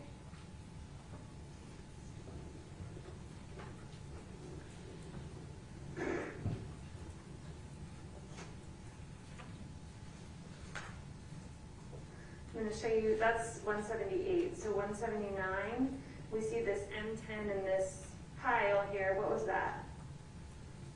It's a, I don't know if it's a, I think it's a blanket and some sort of linen or clothing. And 180 shows it in a little bit different spot in the bathroom. Do you? It's a pink pillowcase, and from what I recall, from information that was gained during the briefing, one of the officers used a pink pillowcase to put out the fire, to extinguish the fire. Okay. And then looking here at the vanity, do we see that same pile of pillowcase here? Yes. Okay. And it looks like the water's running. Yes. And Judge, just for the court's information, my next photo is a graphic photo. Looking into the bathtub, what did you find in there? In the bathtub, we found Victoria's body. I'm going to publish what's been marked and admitted as states 182. Is that how she was found? Yes. Okay. And then I'm going to publish 183. What is this? That's what the tub looked like after her body was removed. Okay. And I see here on the edge of the tub, it looks like there's nothing. And then I see some dripping here, or what appears to be. Do you know how that happened? That would have happened just from the removal of the body. Okay.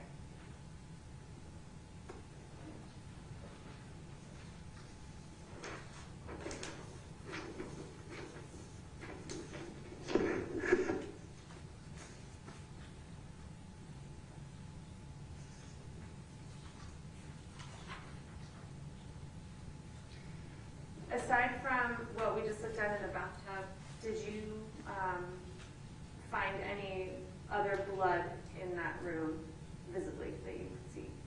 No.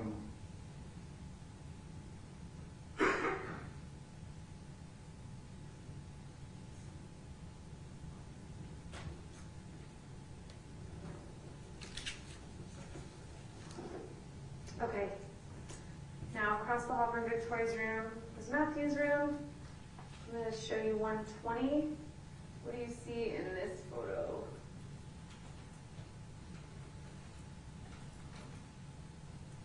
In this photo, you can see the bed against the east wall of the bedroom, and then something on the floor, which I believe is a folded trash bag. Okay, and that got marked as M4 here in states 121. That's correct. Does 122 make that a little easier to remember? Yes. Okay. And so this bag is inside Matthew's room? Yes. Okay. And then, what is this, 123?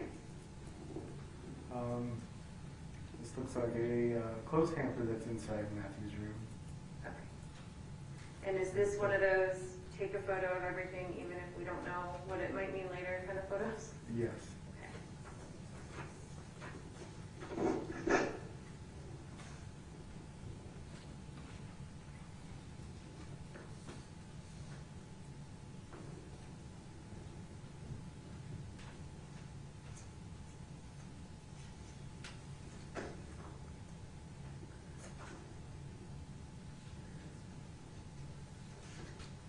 Okay, before we go and look at Victoria's room.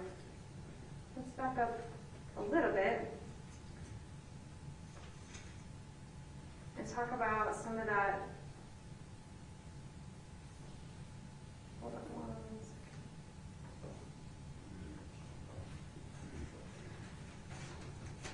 Some of that other evidence you collected sort of outside. So you said you processed a car? Yes. Okay, do you know whose car it was? It turned out to be Jessica Kelly's car, I believe. Okay. Could it have been Michelle Martin's car? Do you know? I don't think so. I'm pretty sure it was Jessica's, Okay. if I recall correctly. Would anything help refresh your memory? Photos of the inside of the vehicle, perhaps. We would have tried to photograph registration, some sort of ownership documentation or insurance. Okay. I don't know if I have those ones you're talking about super handy, but do you recognize 186? Yes. Is this the car that you searched? Yes. Okay. How about 187? Yep. Is that the same trunk? That's the same trunk. So is this another layer by layer kind of approach? Correct. So you just peel off this car seat and this yellow thing and this chair and maybe some other large items to get to this littler stuff on the bottom? Precisely. Okay. Do you remember finding a note that Victoria wrote? Yes. I'm going to show you 188. Is this the note that you found? Yes. Okay. And on the other side, 189, just the flip side of that? Yes. And what does a D marker indicate? A document. Now, can you see this note in photo 187 anywhere in this trunk? Yes. Is that my finger on it right here? That's it. And it was underneath this stuff? That's correct. Okay.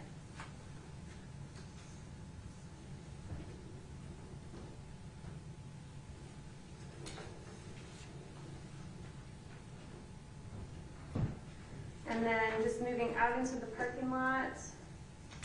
I know this was earlier than when you were in the house, but you collected some items. You remember collecting this sandal and sock from the parking lot? Yes. And that's CL1. Correct. And then also, that was States 190. States 192, did you find a wallet outside in the parking lot? Yes. Whose wallet? That's Fabian Gonzales' wallet. Okay. And then we looked at photos of the porch. There were some bushes below. Did you collect anything from those bushes? From the front porch?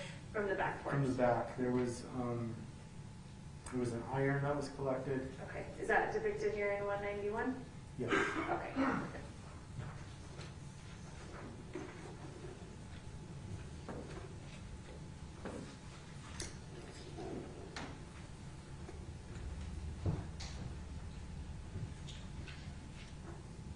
Okay, and then we already talked a little bit about you going into apartment 407. Actually, we talked a lot about it.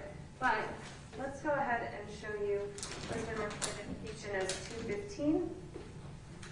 And I can go back to the photos if you need. Do you recognize this?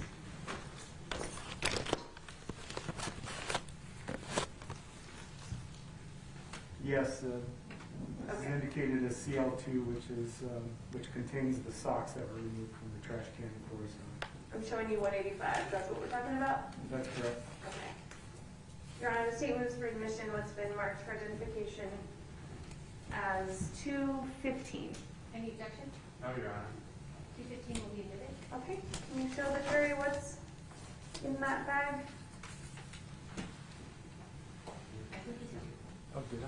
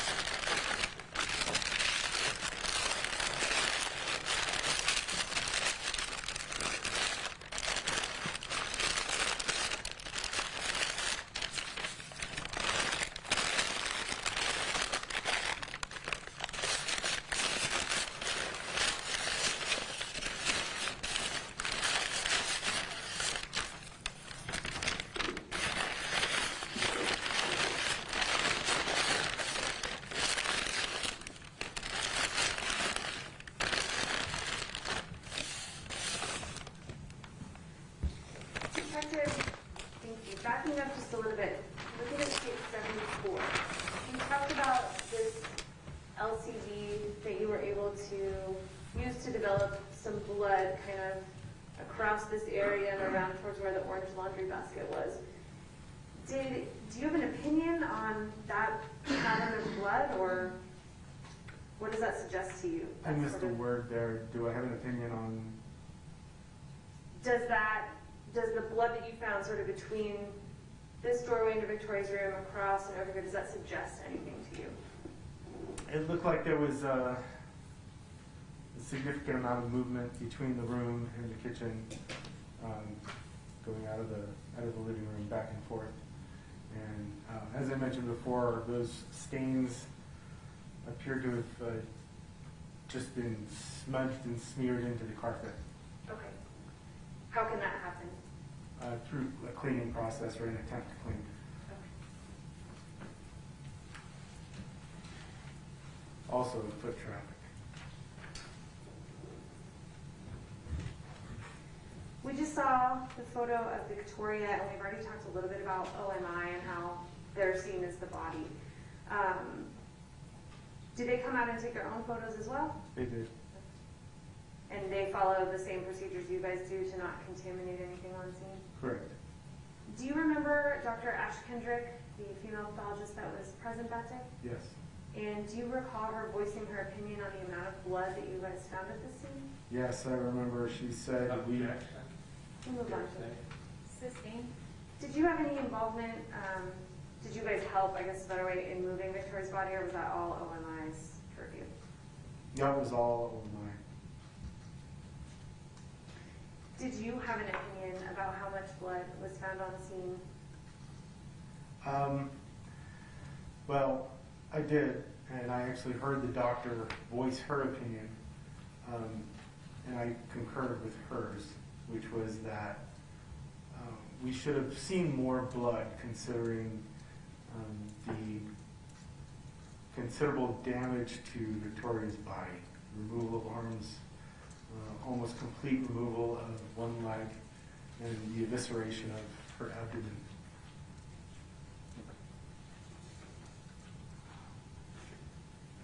Okay, let's move into Victoria's room.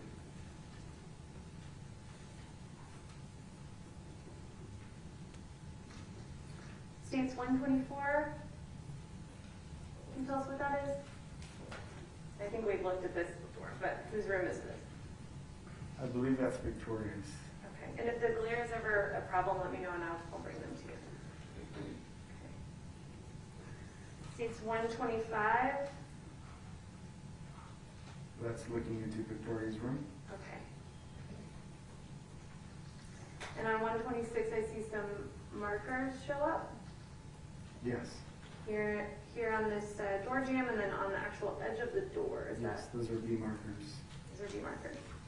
States 127 shows that door jamb a little closer. I'm going to try and zoom in a little bit. Is that, we're looking at what number here? That's B13. And again? Close up of B13. Okay, do you have an opinion on that type of blood? No. Okay. I also see there's a photo, and I can bring it to you if it's hard to view here. You took a photo kind of below that marker.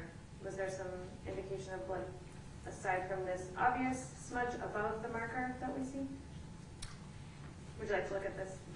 Yes, if I could see. Okay. Original. I'm going to show you 129. Yes, the color's more clear in this one. Okay, so say that again, I'm sorry. It does look like blood. Okay, so you put B13 for both kind of what was above and like that whole door trim piece? Correct. Okay. Now I can see B13 here, and I also see a marker in the room, B16. This is states 130. You recognize that? Yes. And 131 showing a little more close up. Yes. Do you recall where the blood is here? And if you need to see this, I can bring it. Would you like me to bring it? I believe it's there on the wall next to the light switch. Here? Yes. Okay. Did you notice any on the light switch? There's probably some on the light switch too. I see stains there. Now, once we get inside the room, I see B17, which is, I think, the marker, or correct me if I'm wrong, the marker we saw on the edge of the door. Is that fair? Yes. Okay. And that's 132. States 133 is, and then 134, are these both just a better B17 photo? Yes. And I'm going to bring this one so you can see it a little better. This is 134.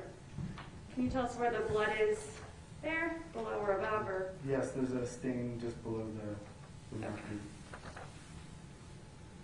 Do you have any opinion as to the stain, how it might, what type of stain it is? Well, it just looks like a bloody object in contact with the door.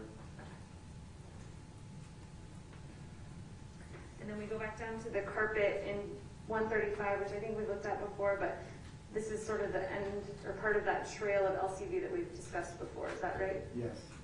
Move that down. Okay. And that marker here is B23. This is just, you zoom out, a closer up of what you guys developed. Is that right? That's right. And same with 137. I think, is this Victoria Storage Jam here? Yes. 138, we're moving into the room just a little bit. And we're starting to see some items.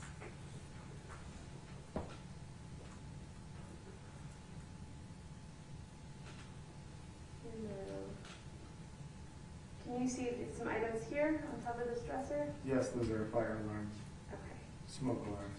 Were those collected? No, I don't remember. And then just another angle, 140.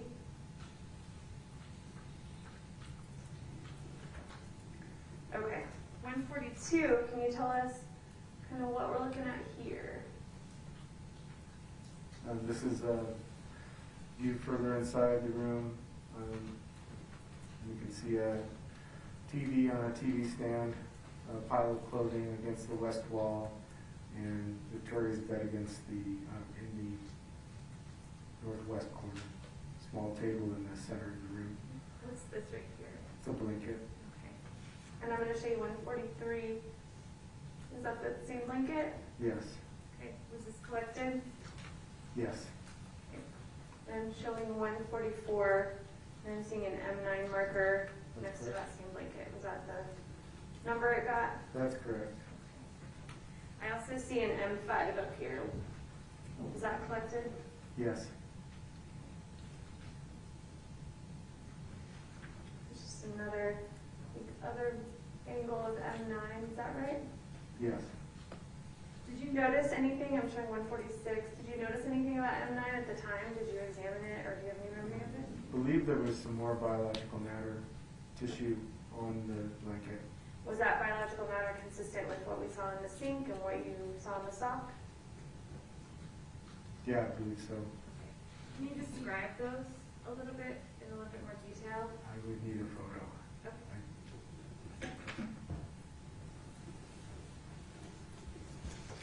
Oops. Over here.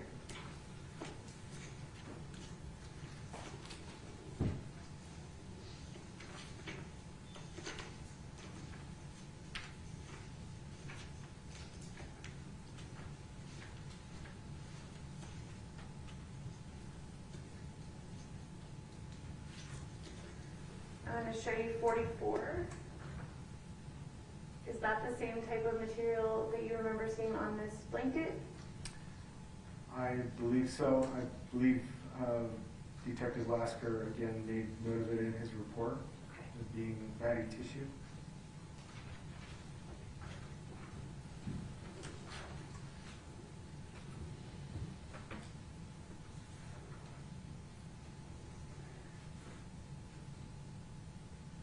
Can you describe what we're seeing here?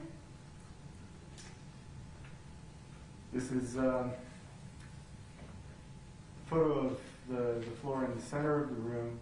There's a table, a small table in the center, but there are blood stains on and around the carpet in that area. In this area here? Yes.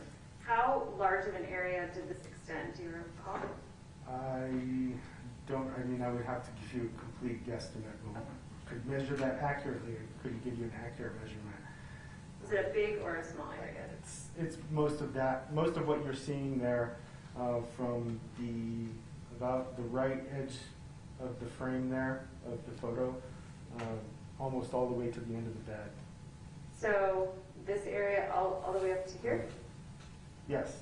So, Well, from where right there where your finger's at, okay, I believe going across toward the bed. like this? Yes. So an area like this. Was this table on top of where some of this? Yeah, I believe it was. I'm going to show you 151. Do you recognize this? Yes, that's the pile of clothing next to the bed. Okay. And 152. Can you orient us here if possible? Here's the This is table. the north, we're looking toward the northeast corner of that same room. What is this right here? That's the closet. Okay. Is the bedroom door just over? Correct. Okay. And I think 153 is just a little more close up. Is that right? Of some of the things on the ground here. Okay, yes. Okay. And just to be confusing, I think 154 is looking back the other way towards the bed. Is that right? Yes. Was there any blood? Do you remember? So we're seeing this little gold table here in the corner. Do you recall if there's any blood up in this area, or even like Not wetness? from this photo. I don't recall. I know there was blood on the floor. There was blood on a large part of the floor, and we ended up cutting up the carpet and finding more underneath. But I can't say if that specific area you're pointing to Okay. had blood. I'm going to show you 155. That's that little table. Do you see blood in the carpet under this table, or suspected blood? Off to the right, lower right-hand corner, there you go, right where your finger's at in that area. It's kind of a darkened, stained area. And I believe that's blood.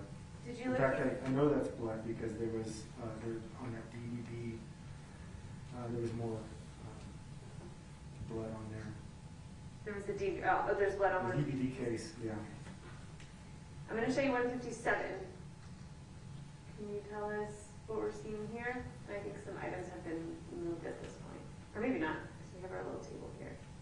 Right, that's just a better view of that stain. There's some other items in this photo that got collected. The package of wet wipes, there to the right-hand side.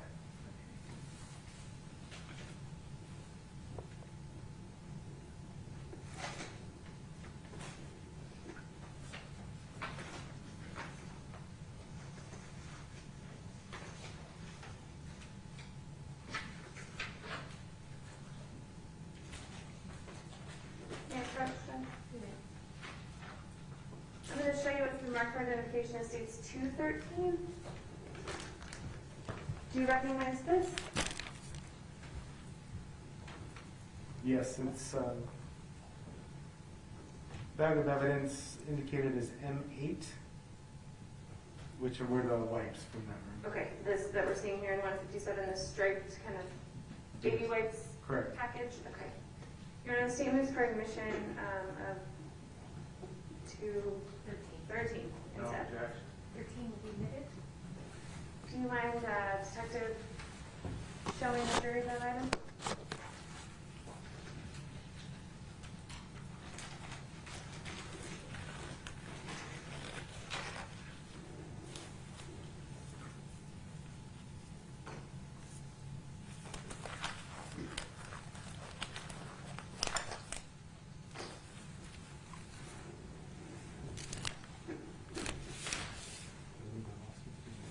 I think you still have your check of the debt paper.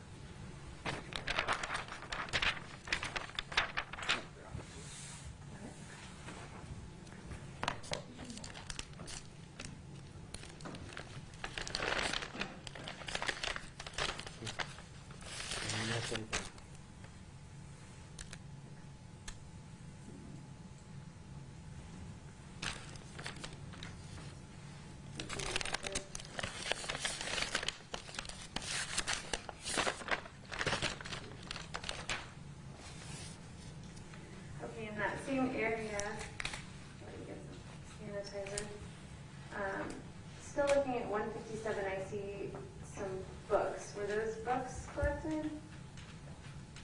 I believe so. Okay, and I am showing you 156 with, they've been moved a little, but I see now a seam marker. Yes. Okay.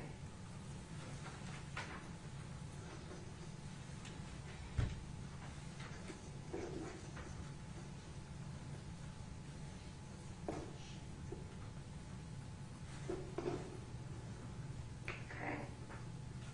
And then in 166, do you see another blood indicator around those items, the wipes in the books? Yes, on the closet door. Right here. Yes. And then 167, did you see anything that looks like blood on that wipes container? Yes. Blood stain. Like here, maybe on the lid or? There's some on the lid, and it looks like maybe some on the left-hand side of the opening.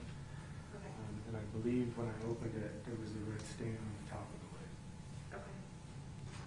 This is just another photo of those items as they were placed, is that right? Yes.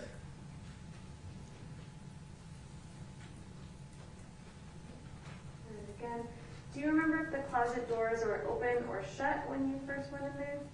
I don't recall. I have to. Now we look at my overall photos when we first walked in. Okay.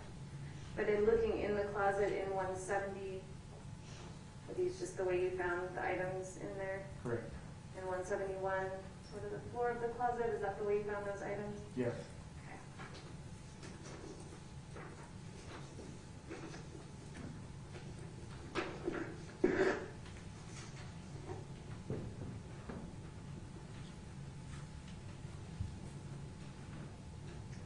Okay, going back to the carpet, since you said some blood was on there, did that end up getting a blood marker? Yes. Okay, and I see, what number is that? B15. Okay, and then again, you see it here in 159? Yes. Was that carpet itself collected? Yes. And tell us about the process of collecting the carpet. How does that work? Or how did that work? We take a box cutter and we cut off the top layer. Then we pull that off, take a photo of the underlying cushion, and then we cut that out, remove that, and then take a photo of, we took a photo of the cement flooring underneath that. So looking at 160, is this after, tell me about this. This is after that top layer of carpet's cut off. And what are we seeing on this carpet padding? Blood stains. Was this, now seeing this, did this change your mind about your earlier opinion that you weren't finding the right amount of blood in this apartment? This was not enough blood. We would have expected to find a significant amount more than that. Okay, and I'm going to try 161 and maybe 162. I think it's too washed out. Let's try 162. I'm going to have handy 162 so you can look at it without the glare to tell me what you see in 162.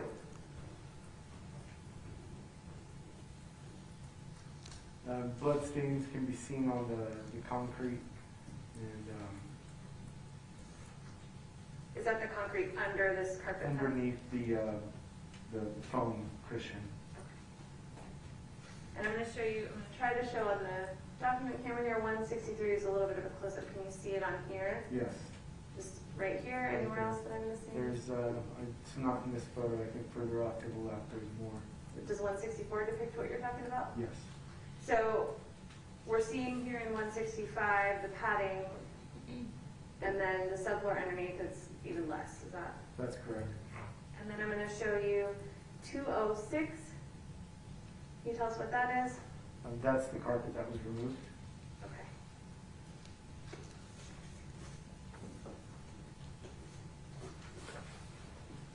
Let me collect this photo for me.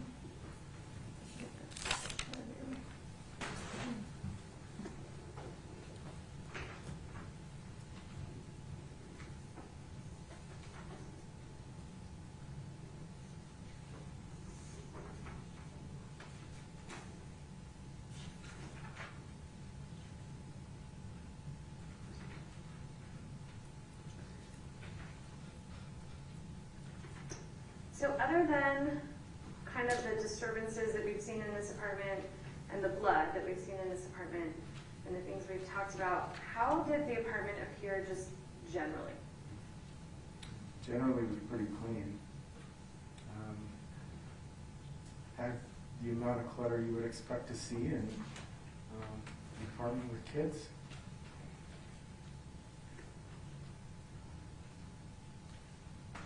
I'm going to approach with what's been marked as 214. And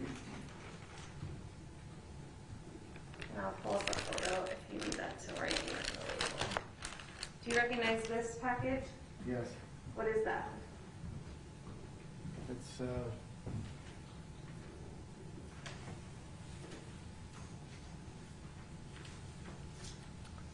It's indicated as K1B, which suggests that it's related to K1. So let me ask you this. When you collected the knives, were they in a knife, or some of the knives, were there some in a knife block? So K1 was the entire block of knives. Okay. And this is one knife from within that block. I couldn't read one of the words, but it says knife located within K1. Hold on one moment. Who's ringing?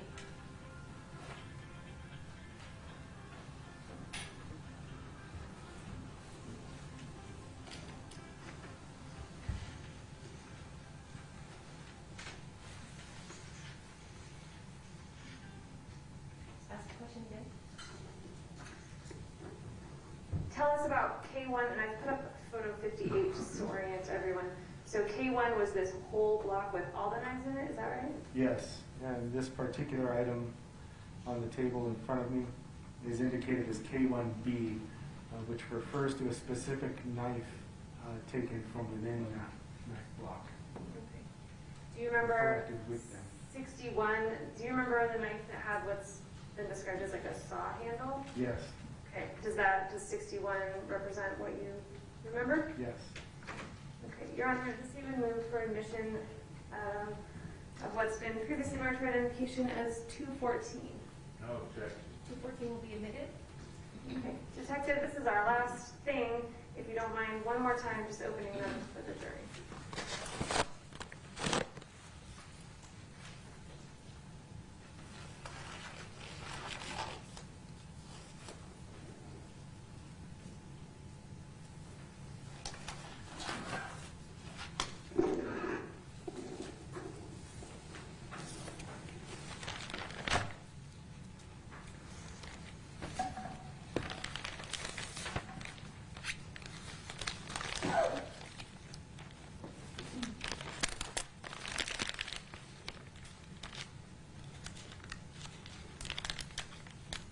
Do you want me to remove the whole thing? Yes, if you could show the jury the actual item.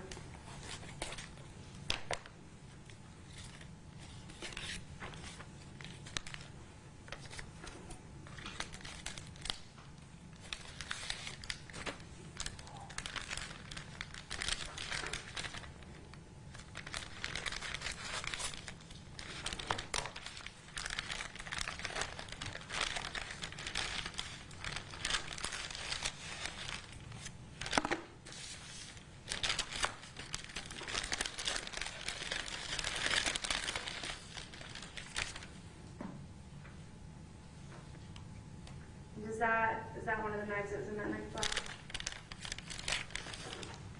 Yes.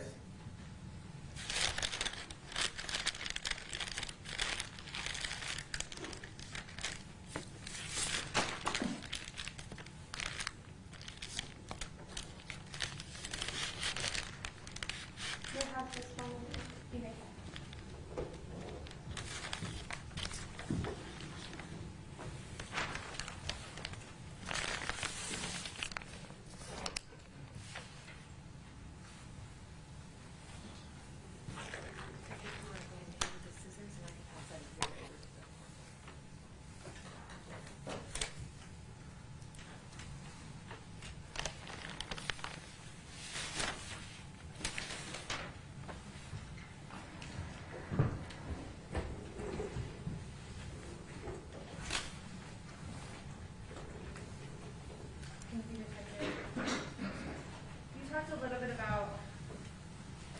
investigating cases of child abuse and photographing things in the house to kind of document the way that a kid might be living. And you took this photo, states 2. Is this one of those photos that you took that day? Yes. As part of your documentation?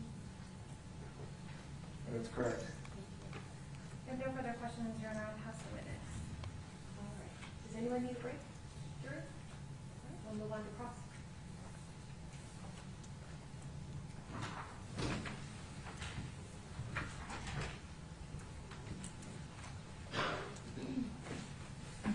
Sorry. Who's in order, please?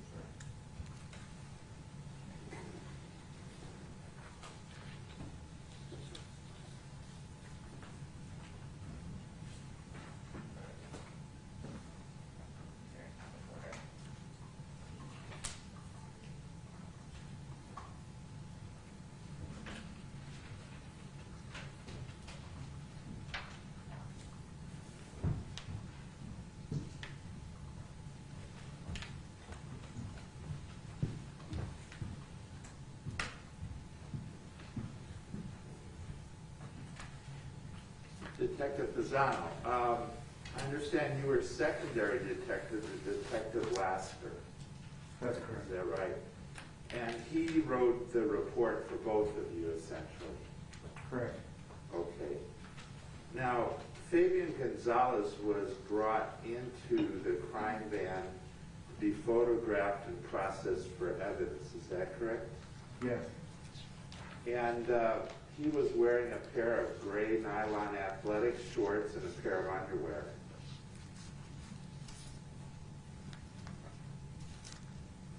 Is that a question? Yes. I'm asking you if that's... He was wearing a gray pair of shorts.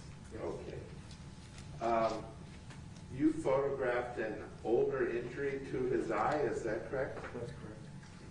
And then an additional injury included a small abrasion on his chest near his left shoulder. That's correct. That's correct. A bleeding abrasion on the back left side of his head. Is that true? Yes. And it was still fresh and bleeding. Correct. An abrasion on the back upper left side of his back. Did you see that? Yes. Bruising on the left side of his chest. Yes. 2 minor abrasions on the left side of his torso. Correct. A small bruise on the posterior side of his left bicep near the elbow. Yes. And a couple more. A small abrasion on his left leg calf muscle. Yes. And then a linear shaped bruise pattern on the left side of his back near the midsection. Is that right? Yes. Were you made aware of the use of an iron? Yes. Okay, and the patterns on his back were consistent with the shape of the base of the clothing iron that you later recovered. Is that right? I believe Detective Lasker makes reference to one of his injuries being consistent with the base of the iron, but I don't recall it was that particular injury. Okay, if I showed you his report, would that refresh your memory? Yes. All right, if I might show him Exhibit C. There's my map.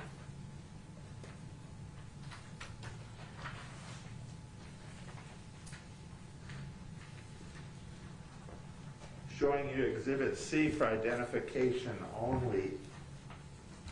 If you can refer to that, and then I'll ask you about that pattern. Yes, your statement was correct. All right, so there were patterns on his back consistent with the base of the clothing iron. That's correct. Did you also see blood transfer stains on the left side of his back and the lower right side of his back? Yes. Now, let me ask you about the iron. Is the iron with us today? I don't know. Who brought these items here? No idea. Okay. I'm retired. I'm not privy to any of the information for the preparation on how this stuff got here or who brought it. Okay, so do you know from your marks where the iron, what it's marked as, or would you be able to see it if you found it? I could look at the report, and I don't remember exactly how it was indicated. I believe we saw a photograph of it earlier with an indicator. Was there a photograph of it? I didn't notice a photograph of the iron. I believe there was a photograph of the iron in the bush. There is a photograph, but I don't believe it's with us today. I believe she showed it. Did I you? thought she did. Counsel, do you know what number the iron is? Maybe. Thank you. 191? And that'll help you figure out the number, correct? If there's an indicator in the photo, Oh, maybe there. but it would also be in the report. Okay. Let's see. I'm showing you page 4 of the report. Does it show on Exhibit C, the report? Or do you have another copy? I do have another copy. If you could refer to your copy of the report by Detective Lasker.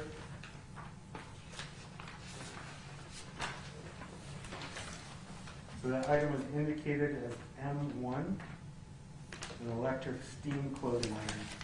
Okay, and so I guess it's over here somewhere.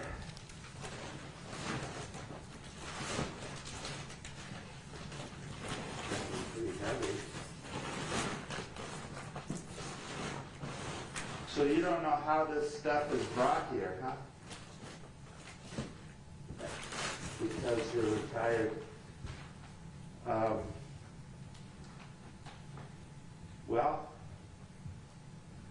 I guess I'll just have to hold the witness and we'll get it on another time. Do you want the photograph?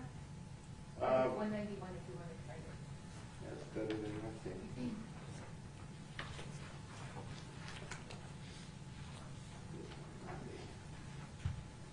Here we go.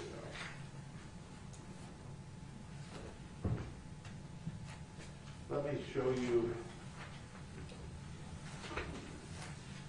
Exhibit 191. Is that the M1 iron that we refer to? Correct. And it's just a standard iron that has steam and you can fix your clothes, correct? All right. Now, you also took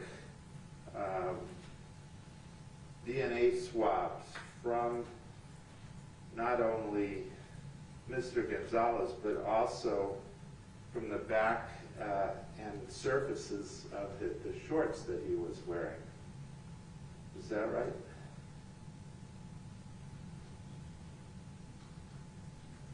I don't recall if I swabbed him. I know he was further processed at the law enforcement center. Okay, so sometimes you do the initial photographs and then there's further processing at the police station. Is that what you're saying?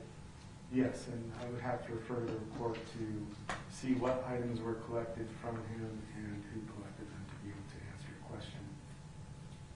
All right, now at the scene, you did document some of Michelle's injuries. Is that right? At the scene? Well, she would have been downstairs in the apartment where they called 911, but in the apartment complex, were photographs taken of her? They were. I did not take them. All right. If I showed you these photographs, could you tell me if that's the way she looked? I didn't see her that night. You didn't see her at all? Okay. Do you know who took those photographs? Again, I'd have to refer to the report as one of the crime scene specialists. We have a number of crime scene specialists, and they were sent in different directions. I don't recall who specifically took hers, Okay. but I could refer to the report and tell you. Yeah, why don't you?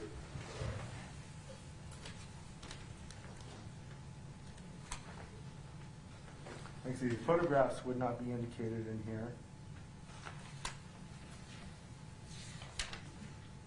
Some detectives list photographs. I used to list photographs Right. in the evidence inventory, and photographs are not listed in here. But that information is, actually no, take that back. It's not listed in the inventory, but you should have mentioned it in the report. And that'd be Detective Lasker. Correct. Yeah.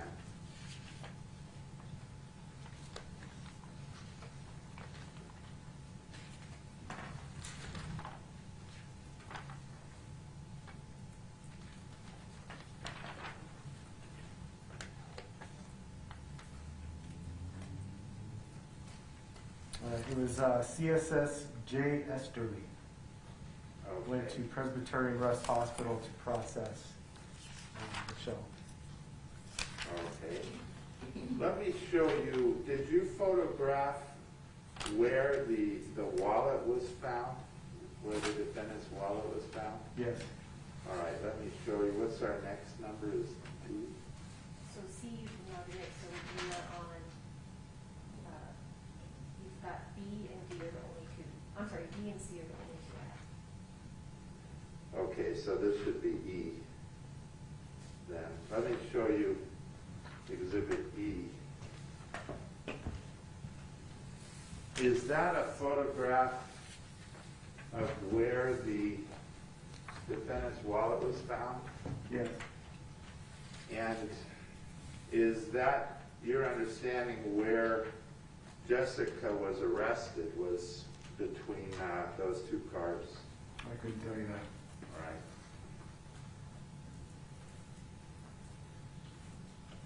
Did you take a photograph of the contents of the items that were in the laundry basket? In particular, some of Ms. Martin's credit cards? Did I take the pictures of credit cards? Right, kind of spread out where you could see them. I believe those may have been taken by Detective Lasker at the crime lab. Did you see these credit cards? I don't recall seeing them. All right.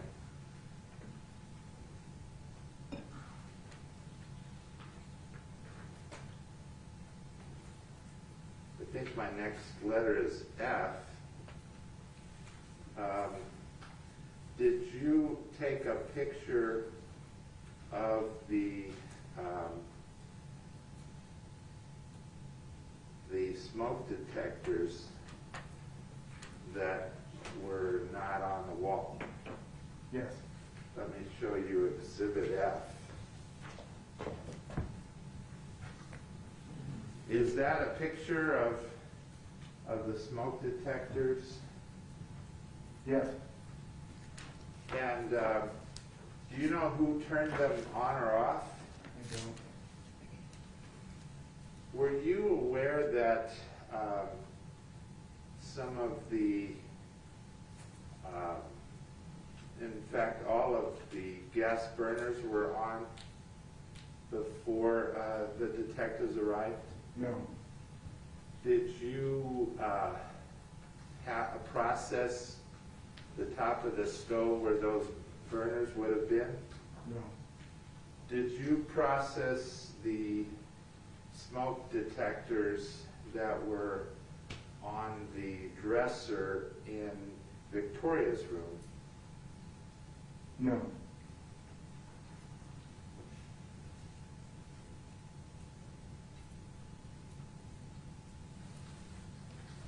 Now, I understand that the only drugs that were found was marijuana, and they were found in the master bedroom on one of the two nightstands. Is that correct? Correct.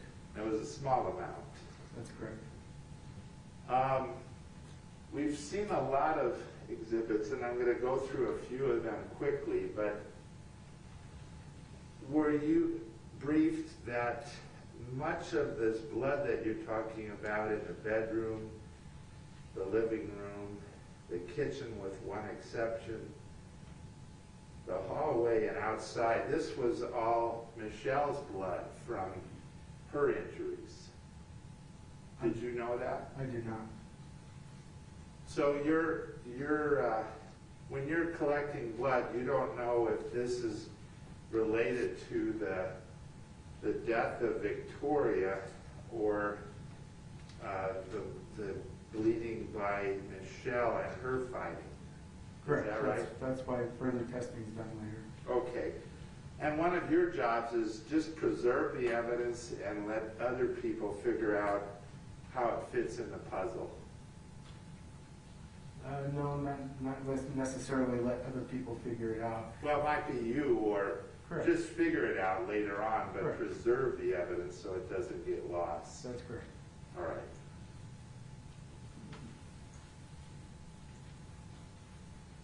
Now, let's quickly go through a few of these.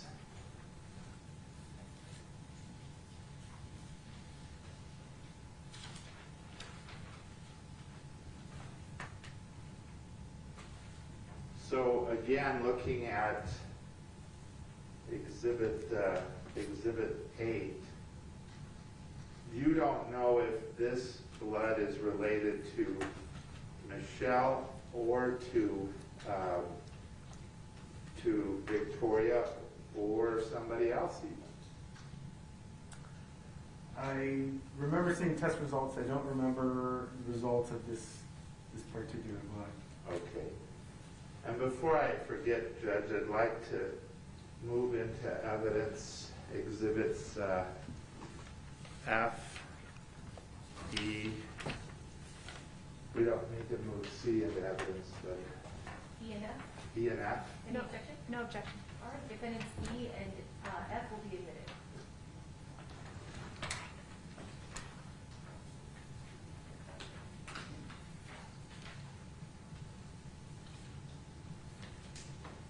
Can you take that off the document?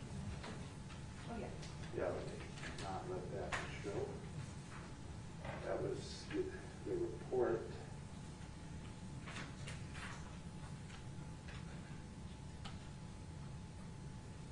Now, in none of your pictures did you see a set of keys that were on a hook in the kitchen?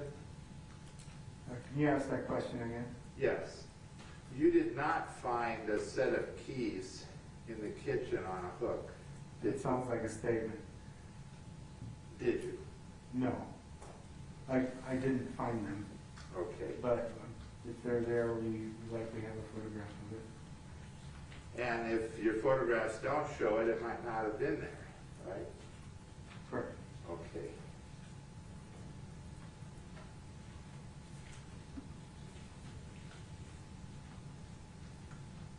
Now, you talked about a rag and some socks. You don't really know if they were wet or dry when they were collected. Isn't that true? I don't recall. Okay.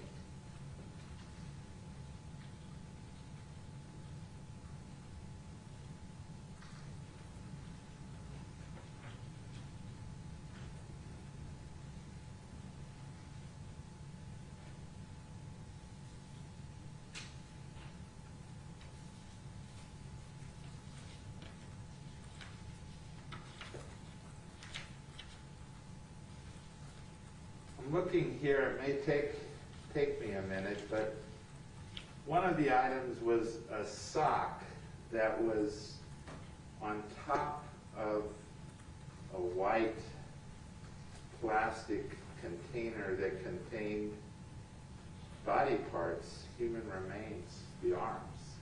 You remember that, I'm sure, do you? Yes. Isn't it quite likely that the human tissue on the sock Objection calls for speculation. Gonna finish the question, officer. Finish the question. that Don't answer. Okay, till I go. that the tissue on the sock was from being on top of the bag of human tissue? I'm sorry, could you ask the whole question again? Repeat it again. Okay. Isn't it likely that the sock gathered human tissue from the bag it was on top of? Objection. No. Oh, sorry. I apologize. Actually, I withdraw my objection. I don't know that. You can answer the question. She's withdrawing herself. No, I would say that's not likely. And why is that? The items contained in the bag underneath were knotted and double bagged. But you told us there was blood on the basket itself. Yes. And so obviously there is DNA being gathered in that basket. Well, that's not what you asked me though. What you asked me was, is it highly likely that the tissue that wound up on the sock wound up there because it was on top of the bag of body parts? Well, The answer is no. if somebody's throwing all this stuff in here, body parts, a sock got thrown in, a purse, and all of these other items, CDs, credit cards, and all of that, and you've got blood in there as well, DNA transfer is not too unexpected when you have DNA all over the place there. Isn't that true? That's true, but that's not what you said. All right, I didn't say it right. Thank you, sir.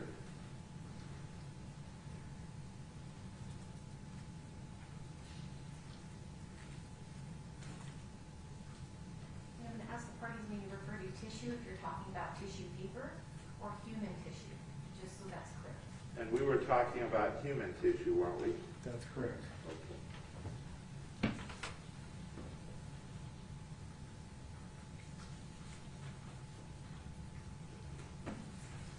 One second, Judge. Oh, there's a couple of other things for sure. Did you find a pair of pink pajamas anywhere? Not that I recall, no. Doesn't the bedroom, and we're speaking of Victoria's bedroom, there's not as much blood as we would have expected, and there's some blood underneath the carpet, but doesn't it look like the closet had a normal amount of clothes and somebody used all of those clothes to be underneath the body when it was being dismembered and everything else. And those clothes were thrown away somewhere. That's one explanation for why there's so little blood left at the scene, isn't there? It sounded like a two-part question. Could you please be more clear about what you're asking? You asked about a normal amount of clothes and if it looked like they were pulled out of the Yeah, closet? let's break it down. Doesn't it look like somebody ripped off all the clothes from the hangers and pulled them all out into the middle of the room? I couldn't say that. Okay. Is there a large amount of clothes missing? Couldn't say that either. I don't know what was there before. You don't know how full the closet was? Correct.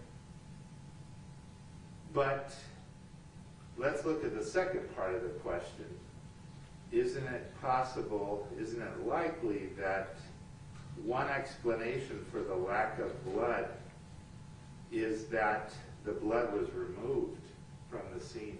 I would say that's a reasonable theory. Okay. yes.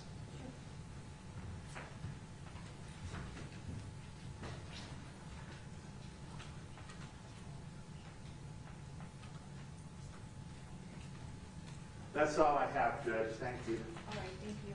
Redirect? Yes, Your Honor.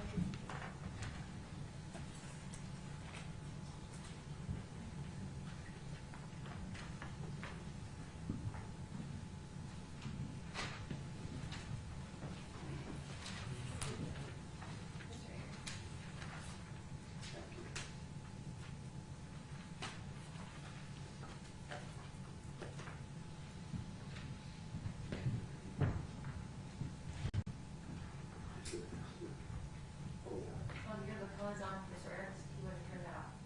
Your microphone. Thank you, Judge. Detective, you were questioned a little bit across about processing the defendant, taking photos of him. May I approach him? You may. I'm going to show you what's been marked as states 216, 217, and 218. Let me know if you recognize these photos.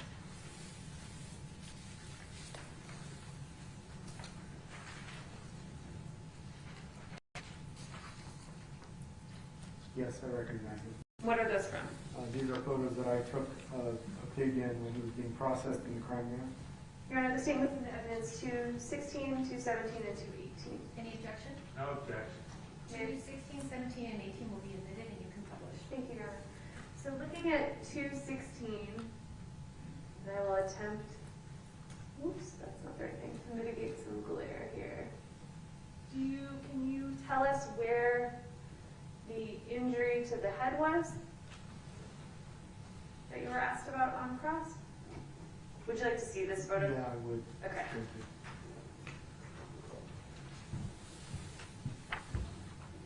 Yes, it's much more clear here. Can you describe where that injury was? There is a,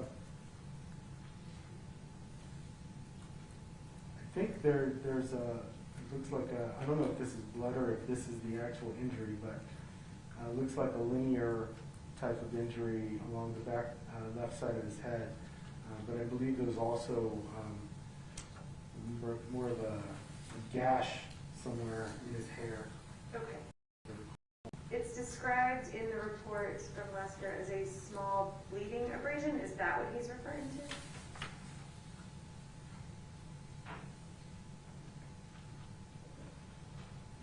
It's probably part of the same injury. Again, there's another photo where he's kind of Turned a little. turned. Yeah, his head is turned, and you can.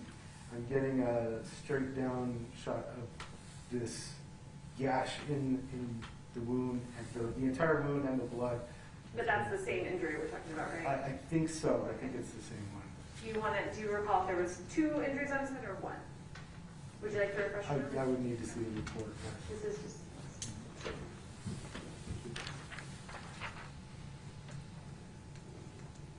And just let me know if that refreshes your memory.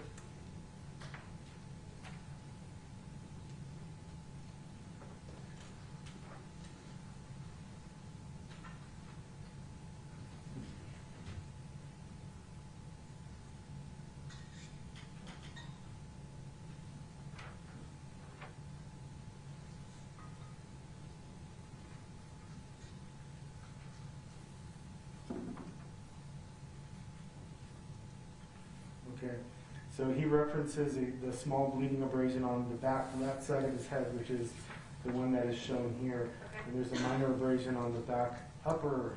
Oh no, that's one on his back. So that would have to be the same one. So we have 1 head injury, is that fair? Yes. Okay. And is this, you're calling this the linear, it's described as bleeding, and you're saying there's this kind of, it's showing almost like a stripe?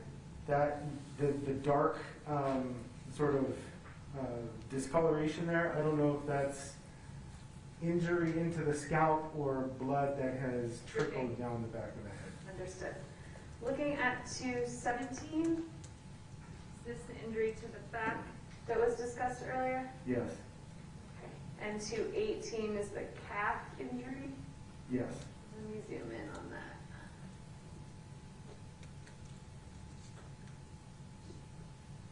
I don't know if I made it blurry, but is that what we're talking about? How big is that calf injury? I need a little more focus. It's like I will maybe, try my best. So let's see. Maybe a centimeter or centimeter and a half. Okay.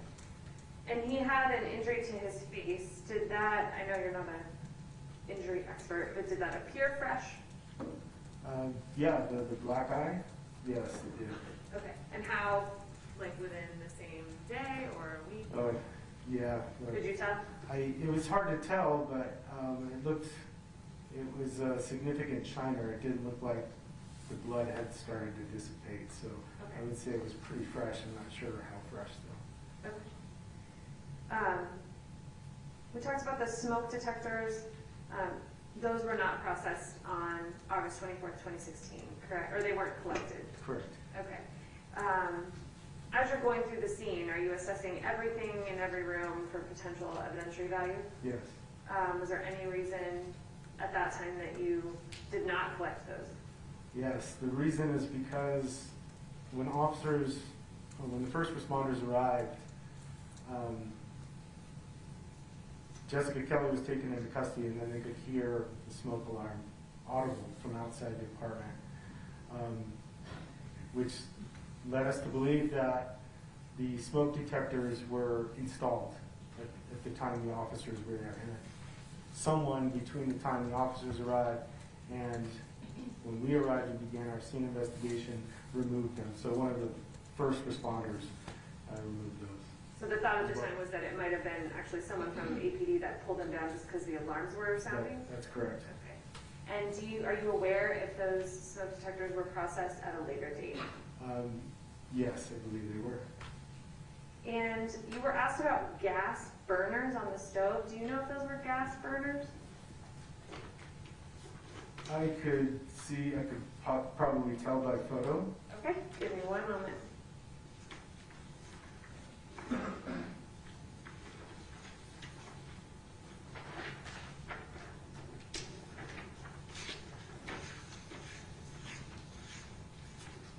Maybe more than 1 moment. Hold on. I think we've lost our order here, but.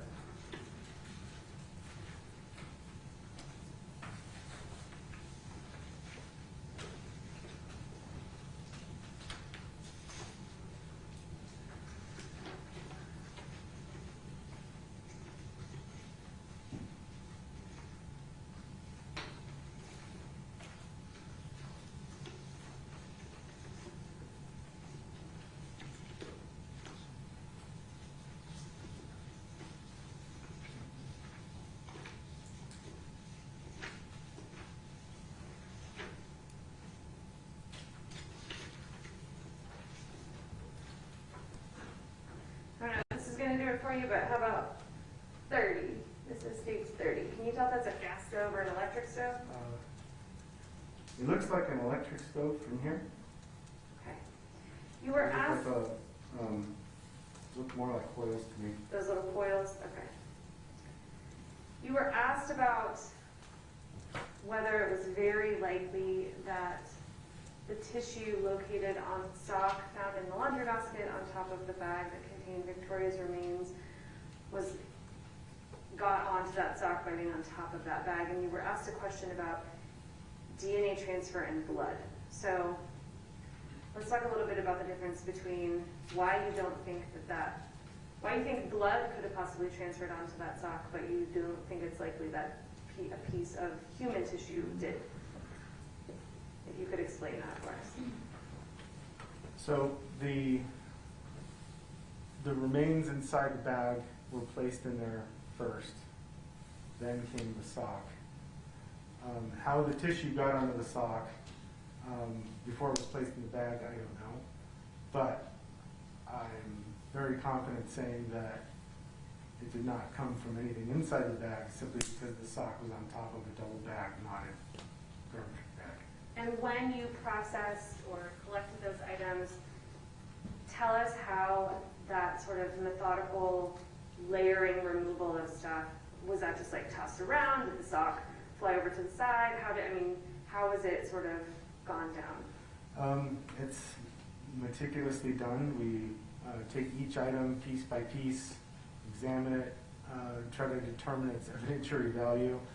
Something like the sock where human tissue was found, that would have been treated very delicately and then collected in the same manner. May I have one moment here? You may.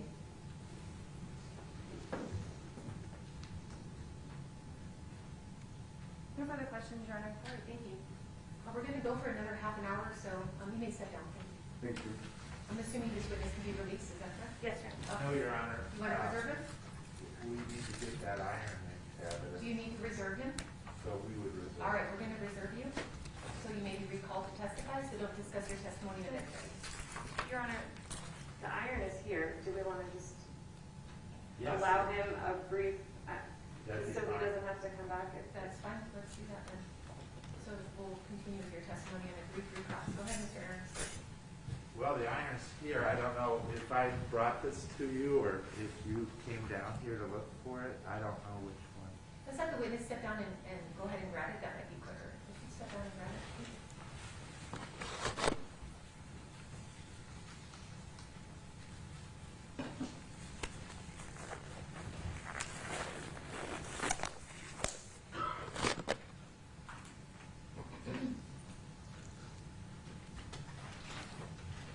May I assist you? No, I think I. Sure.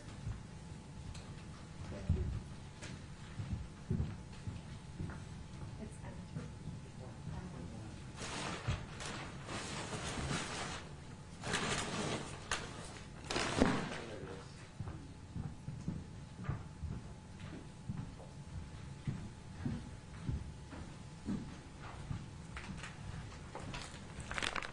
Thank you. You could open up, Let's mark it. you should mark it on my notes. G. And it's G over there.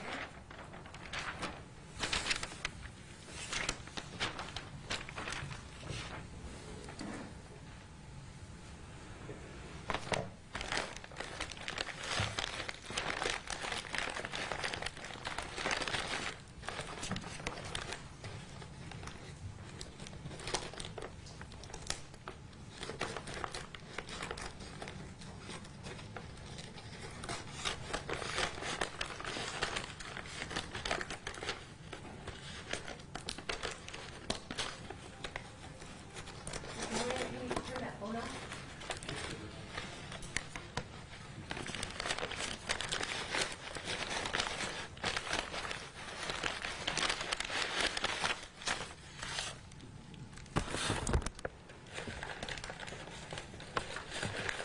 And is that marked as a biohazard as well, that there's tissue? It doesn't say anything about human tissue. Tissue is marked as biohazard. Okay. Thank you.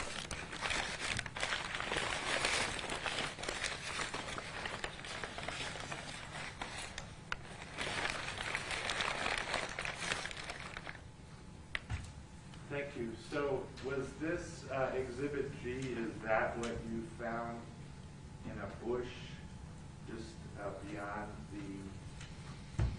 the rear porch of the Martens apartment? Yes. All right. And you tagged it into evidence along with everything else? I did not tag this item. You didn't tag it, but you recognize that that is the iron that was recovered from the scene? Yes. That's all I have, Your Honor, and I would, you've got some, Nothing from the state. Okay, so so you're we releasing would, the witness? we release him. All right, let's bring Thank Travis you. that back up and then we'll bring it up.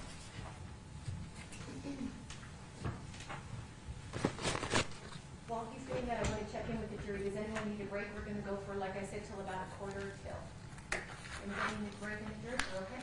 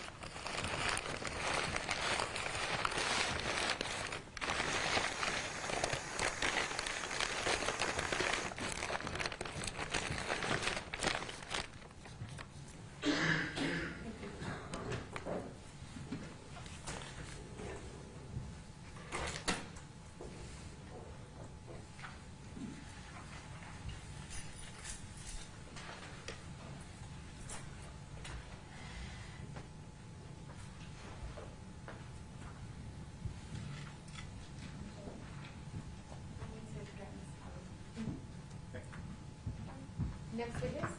Your Honor, the state calls Jessica Kelly. Can I have you remove this for me so I can, Yep. please and thank you.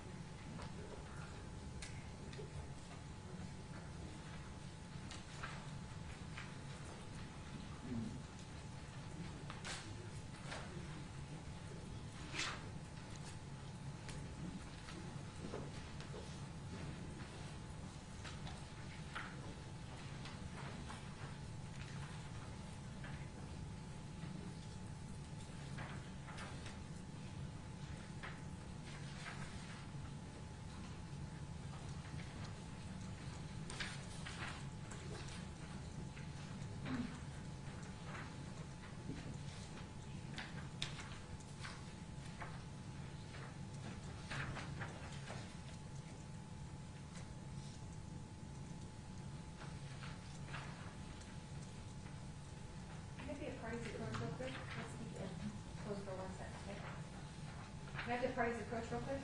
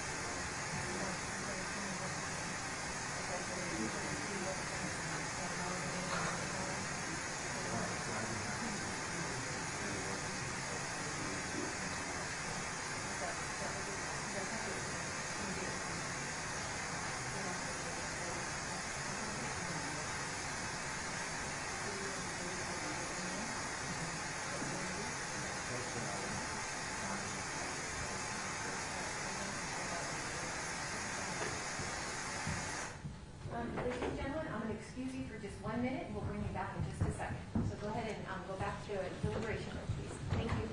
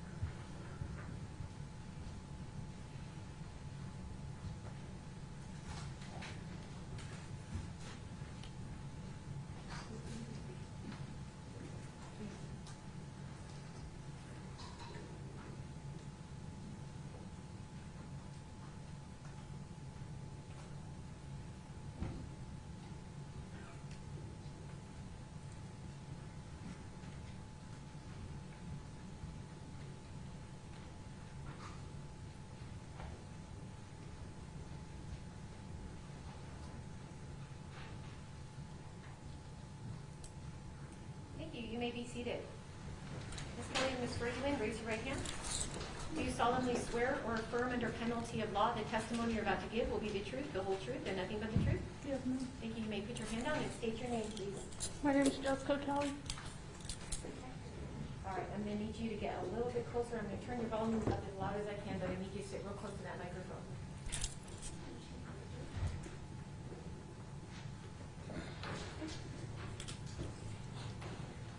Hi, Ms. Kelly. Hi. How are you doing?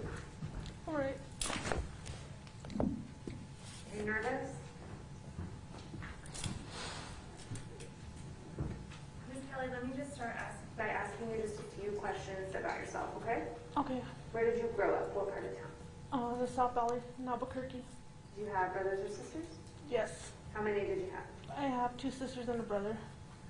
Do you know who the defendant in this case is, Fabian Gonzales? Yes, I do. How do you know him? He's my cousin. Growing up, who did you live with when you were growing up? I lived with my mom, my dad, my grandma, my cousins, Okay. When you say your cousin, do you mean the defendant? the defendant. What time in your life did you live with him? All throughout my childhood. I'm sorry, hang on one second. You can't hear. All right, we're going to have to try something else. Can you hold the microphone? Are you able to do that? Yeah. That might be easier. Yeah. Okay. Can you answer that question again so we can test the microphone? What period of time did you live with?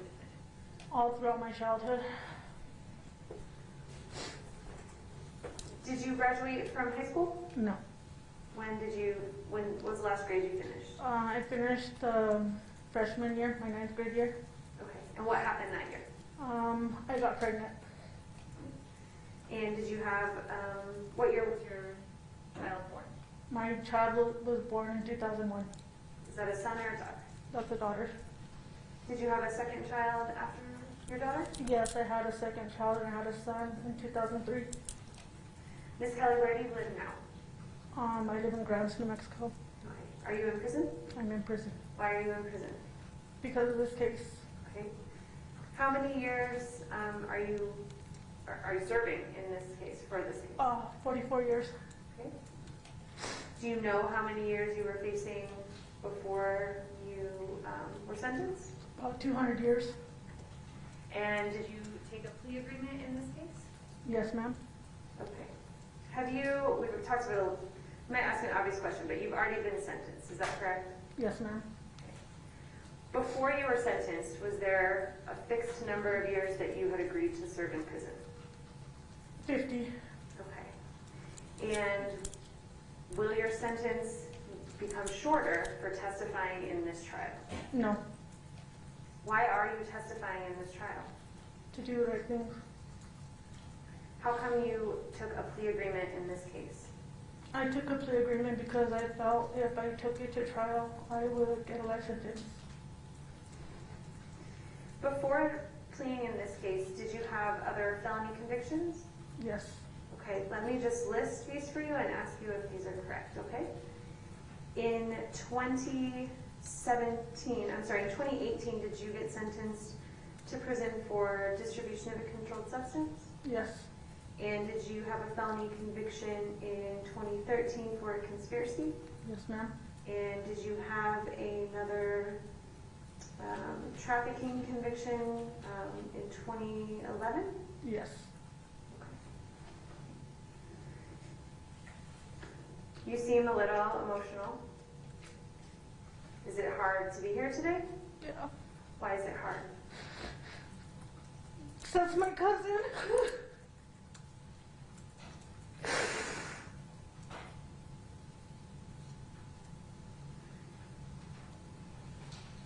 Why is it hard to testify against your cousin? Because I grew up with him. I love him. Was there anyone in your life that sort of encouraged you to testify today? My kids and my mom. And what did they tell you to do? To do the right thing and to make sure I come home. There's some tissues to the side. Do you need to grab them?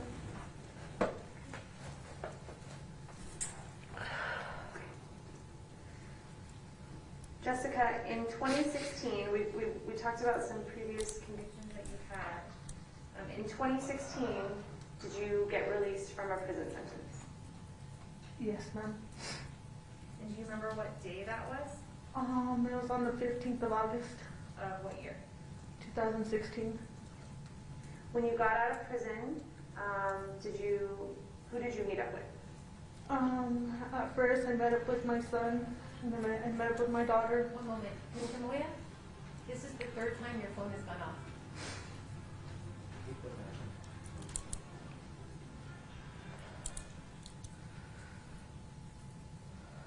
I'm going to have the phone removed from the courtroom. I've had enough. Can you get the phone and take it out? Okay. So you met up with your son, and then you said, who else did you meet up with? Sort of right away? With my daughter. Your daughter? Okay. Mhm. What about any friends? I met up with friends 3 days later. I went to my family's house. You went to your family first? And Okay. Did you get a phone right when you got out? Yes. Oh, actually, I'm sorry. My friend Shuri. Okay. But she's actually my daughter's cousin, Okay. So you met up with your friend Cherie. What's her last name? Barella. And did she help you get a phone? Actually, I had a check from DOC.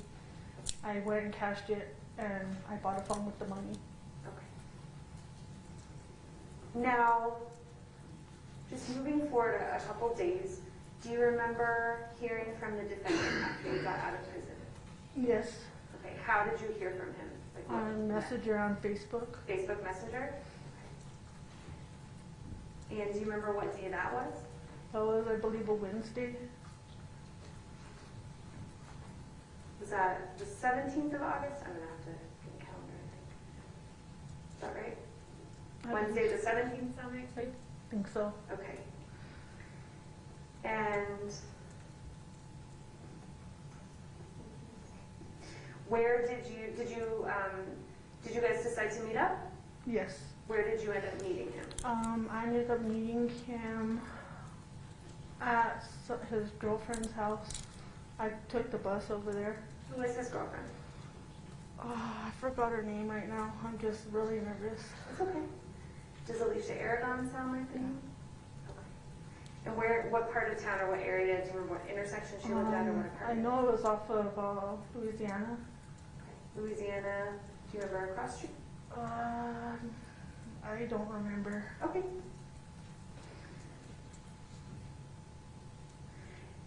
So was this on the same day that you first heard from Fabian, or was this the next day? This was the next day. I heard from him the night before on Messenger, and I told him to wait until tomorrow. Do you remember about what time of day you ended up going over to Miss Aragon's house? Probably about noon on Wednesday. Do you know, you said you took the bus. Do you know how the defendant arrived at Alicia's house or Miss Aragon? No. You don't know? He was just there. I think he was there from the night before. How long did you stay was this a house or an apartment? Apartment. How long did you stay there? We stayed there for a little while, and then we left to go to the Downs to go meet my friend. You said we. Who is we that left? Me and Fabian. Just the two of you? Yeah. And you went to the Downs? What is the Downs? A casino right there off of Louisiana and Central. Okay. What did you do at the Downs? How did you get to the Downs? Alicia dropped us off. And then what did you guys do there? We met up with Lori Beck, and Lori Beck picked me and him up because I had to go to Cherie's to go babysit. And Fabian went with me. You said you saw a lot of people. Where did you know those people from? Actually, I didn't see them that day. We seen them in the nighttime. Okay, so just at this time you go to the casino, Lori picks you up. How long were you at the casino? What did you guys do? We just pulled up, and she was already there. We jumped in the car. We drove around a little while. She gave me some. You drove around, and then where did you go after that? And then we went to Cherie's. How do you know, let's back up a little bit. You said Cherie, and you said that's your daughter's cousin. Is that how you know her? Yeah. What about Lori Beck? How do you know Lori Beck? She's a friend that I used to hang around with. And before this, had you ever met Alicia Aragon before? I guess she was my Facebook friend, but we never met in person. So did you have some mutual friends or, Yeah. but you didn't know her directly? No, I didn't know her directly. So when you get to Cherie's house, did anyone come over? Yeah. Michelle and Victoria came over to pick up. Michelle Martens and Victoria Martens? Yes. Had you ever met them before? No. And do you remember about what time of day that was? I know it was before 11 o'clock at night because she was coming home from work. Fabian left with her, and then they came back to see if I wanted to go with them. Lori Beck ended up showing up, and I was like, well, take me to the Downs. Fabian followed me to the Downs with Michelle and Victoria. Me and Fabian got down, and I ended up... Let me slow you down really quick and back up just a little bit to when you and the defendant got to Cherie's house. Okay. Was Cherie home? Yes. Okay. And was Cherie home when Michelle and Victoria arrived? No. She was at work. Okay. And what happened at Cherie's? Did anyone eat, or what did Victoria do? Actually, Fabian made her some Hot Pockets and made her some snacks and stuff because the other kids, I already had them laying down for school. When the defendant was cooking a snack or a meal for Victoria, what was Michelle doing? She was just sitting in the living room. Okay, at that point, between Michelle and Fabian, which one of them was acting more responsible for Victoria? Fabian. So then you said you decided to leave Cherie's and go back to the Downs? Yes. How did you leave? What car did you Well, leave in? I went with Lori Beck because she wanted me to go home. She didn't want me running around at night. She wanted me to go back home, and I didn't want to go back home. You need to keep bringing it A little closer, a little louder. I didn't want to go back home, so I ended up meeting up with Fabian and Victoria and Michelle at the Downs. So they left Cherie's before you did. Yes, they met me at the Downs. Whose car were they in? And Michelle's. Do you remember what color that car was or what kind of car it was? It's like a tan car. Do you remember who was driving Michelle's car? Michelle. So when you meet up, tell us what happens then. Me and Fabian get down. I ended up running into a bunch of my friends, and we're exchanging contact information and stuff. Me and Fabian ended up walking around the Downs for a little bit. Where were Michelle and Victoria while you were? Victoria and Michelle were in the car. What time of day is this? This is at midnight. And do you remember if this was a weekday? This I believe was Wednesday night.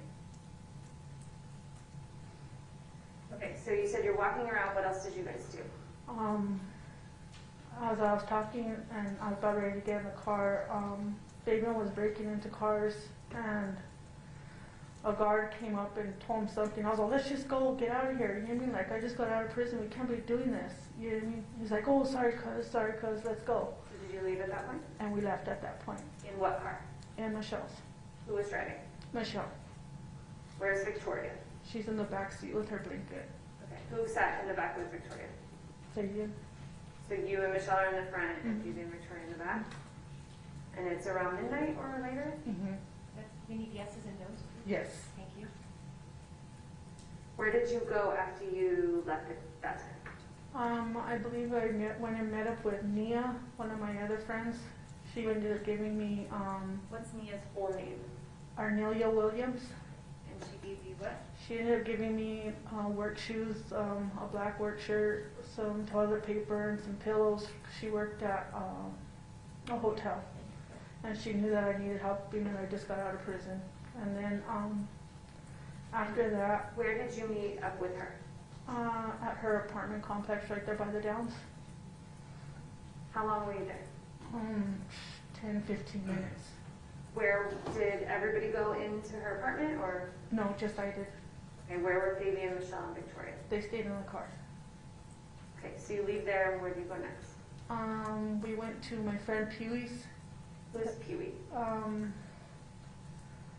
I don't know his real name. All I know is his name is Pee-wee. He has a Pee-wee shop. How do you know him? He's my sister's friend, and I do a lot of side jobs for him at the shop to earn extra money. Where was his shop? What area was the shop located? It was right there by the Downs.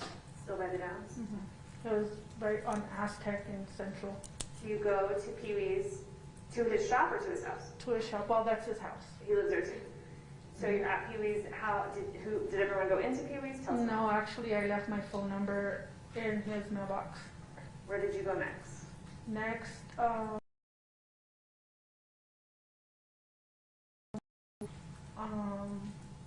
Alicia Aragon's, All four of you? just me and Fabian. What happened, how did you and Fabian get to Alicia's? We got dropped off by Michelle. So Michelle and Victoria dropped you and Fabian off back at Alicia Aragon, his girlfriend's house. Yes. And what happened then? Me and him stayed there all night until about 6 in the morning when Michelle came back and picked us up again. Let me ask you a question about getting dropped off. Did Michelle or Victoria get out of the car or just kind of pull up and you guys got out? They pulled up and Fabian talked to Michelle and we just stayed there. Do you know if Michelle knew who Alicia Aragon was?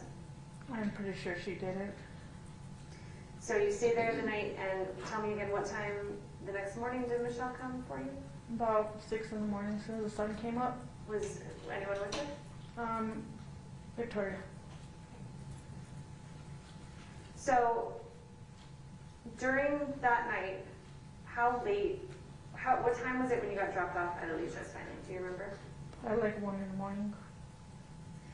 Did Michelle and Victoria get out of the car at any of those stops? No. Did you or the defendant sleep that night at Alicia's, or were you awake? We stayed awake. After you went to Alicia's house, after Michelle and Victoria dropped you off, did you meet up with anyone else? We ended up meeting up with Jessica Rivera and Star. Okay. Do you know Star's name? No, I don't. Okay. How do you know Jessica Rivera and Star? I know them from previous acquaintances, and I grew up with Jessica. And did you go and stay at where did you meet up with them? We met up with them at Motel 6. And how long did you go? Did you have a room or No, we just met up real quick. And then where did you go after that? And we went back to Alicia's. Okay. Until Michelle picked you up the next morning? Understood. When Michelle picked you up really early the next morning when the sun came up, where did you go? We went back to Michelle. Well, we went to Michelle's house, and her and her daughter left. Me and Fabian stayed there. Fabian let me wash the clothes I was wearing. He lent me some clothes so I could shower, and we stayed there for a little while. Did Victoria go to school? I believe so. I'm not too sure. Had you ever been to? Had you ever been to Michelle's apartment? No, this is the first time I've ever been there. So Fabian let you wash some clothes, and what rooms were you hanging out in the apartment? We were hanging around in Michelle's room.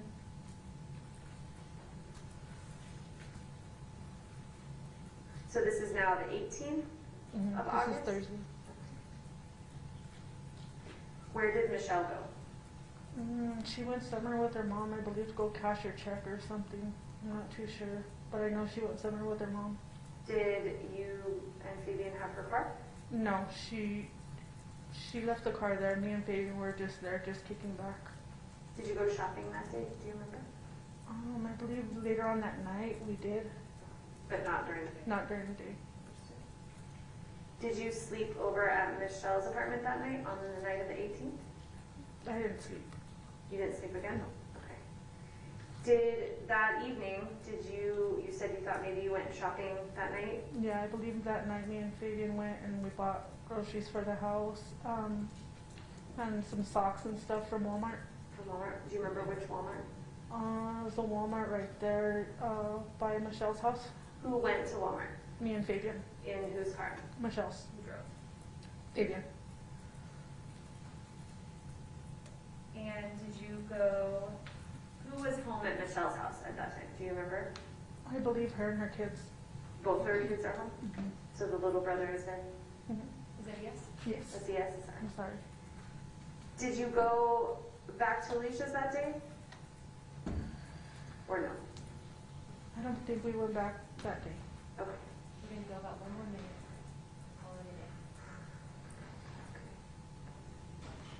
Where did you sleep at Michelle's house that night? In what room? I stayed on the couch. And what time? And you said you didn't sleep? No, I didn't sleep. Did Fabian sleep? I'm not too sure. Where was he? He was in the shells room. And where were the kids? The kids were in their rooms.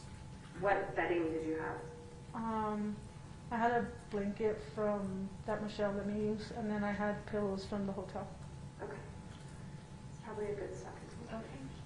All right, we've been a little bit longer than I promised, but we're going to go ahead and call it a day. I'm going to bring you back at 9 o'clock tomorrow morning. Just another recess instruction. Please be sure to avoid all news accounts. Do not discuss this case with anybody, friends, family, or each other. We'll see you tomorrow at 9 o'clock right here on the third floor. All right? Here we go. Thank you.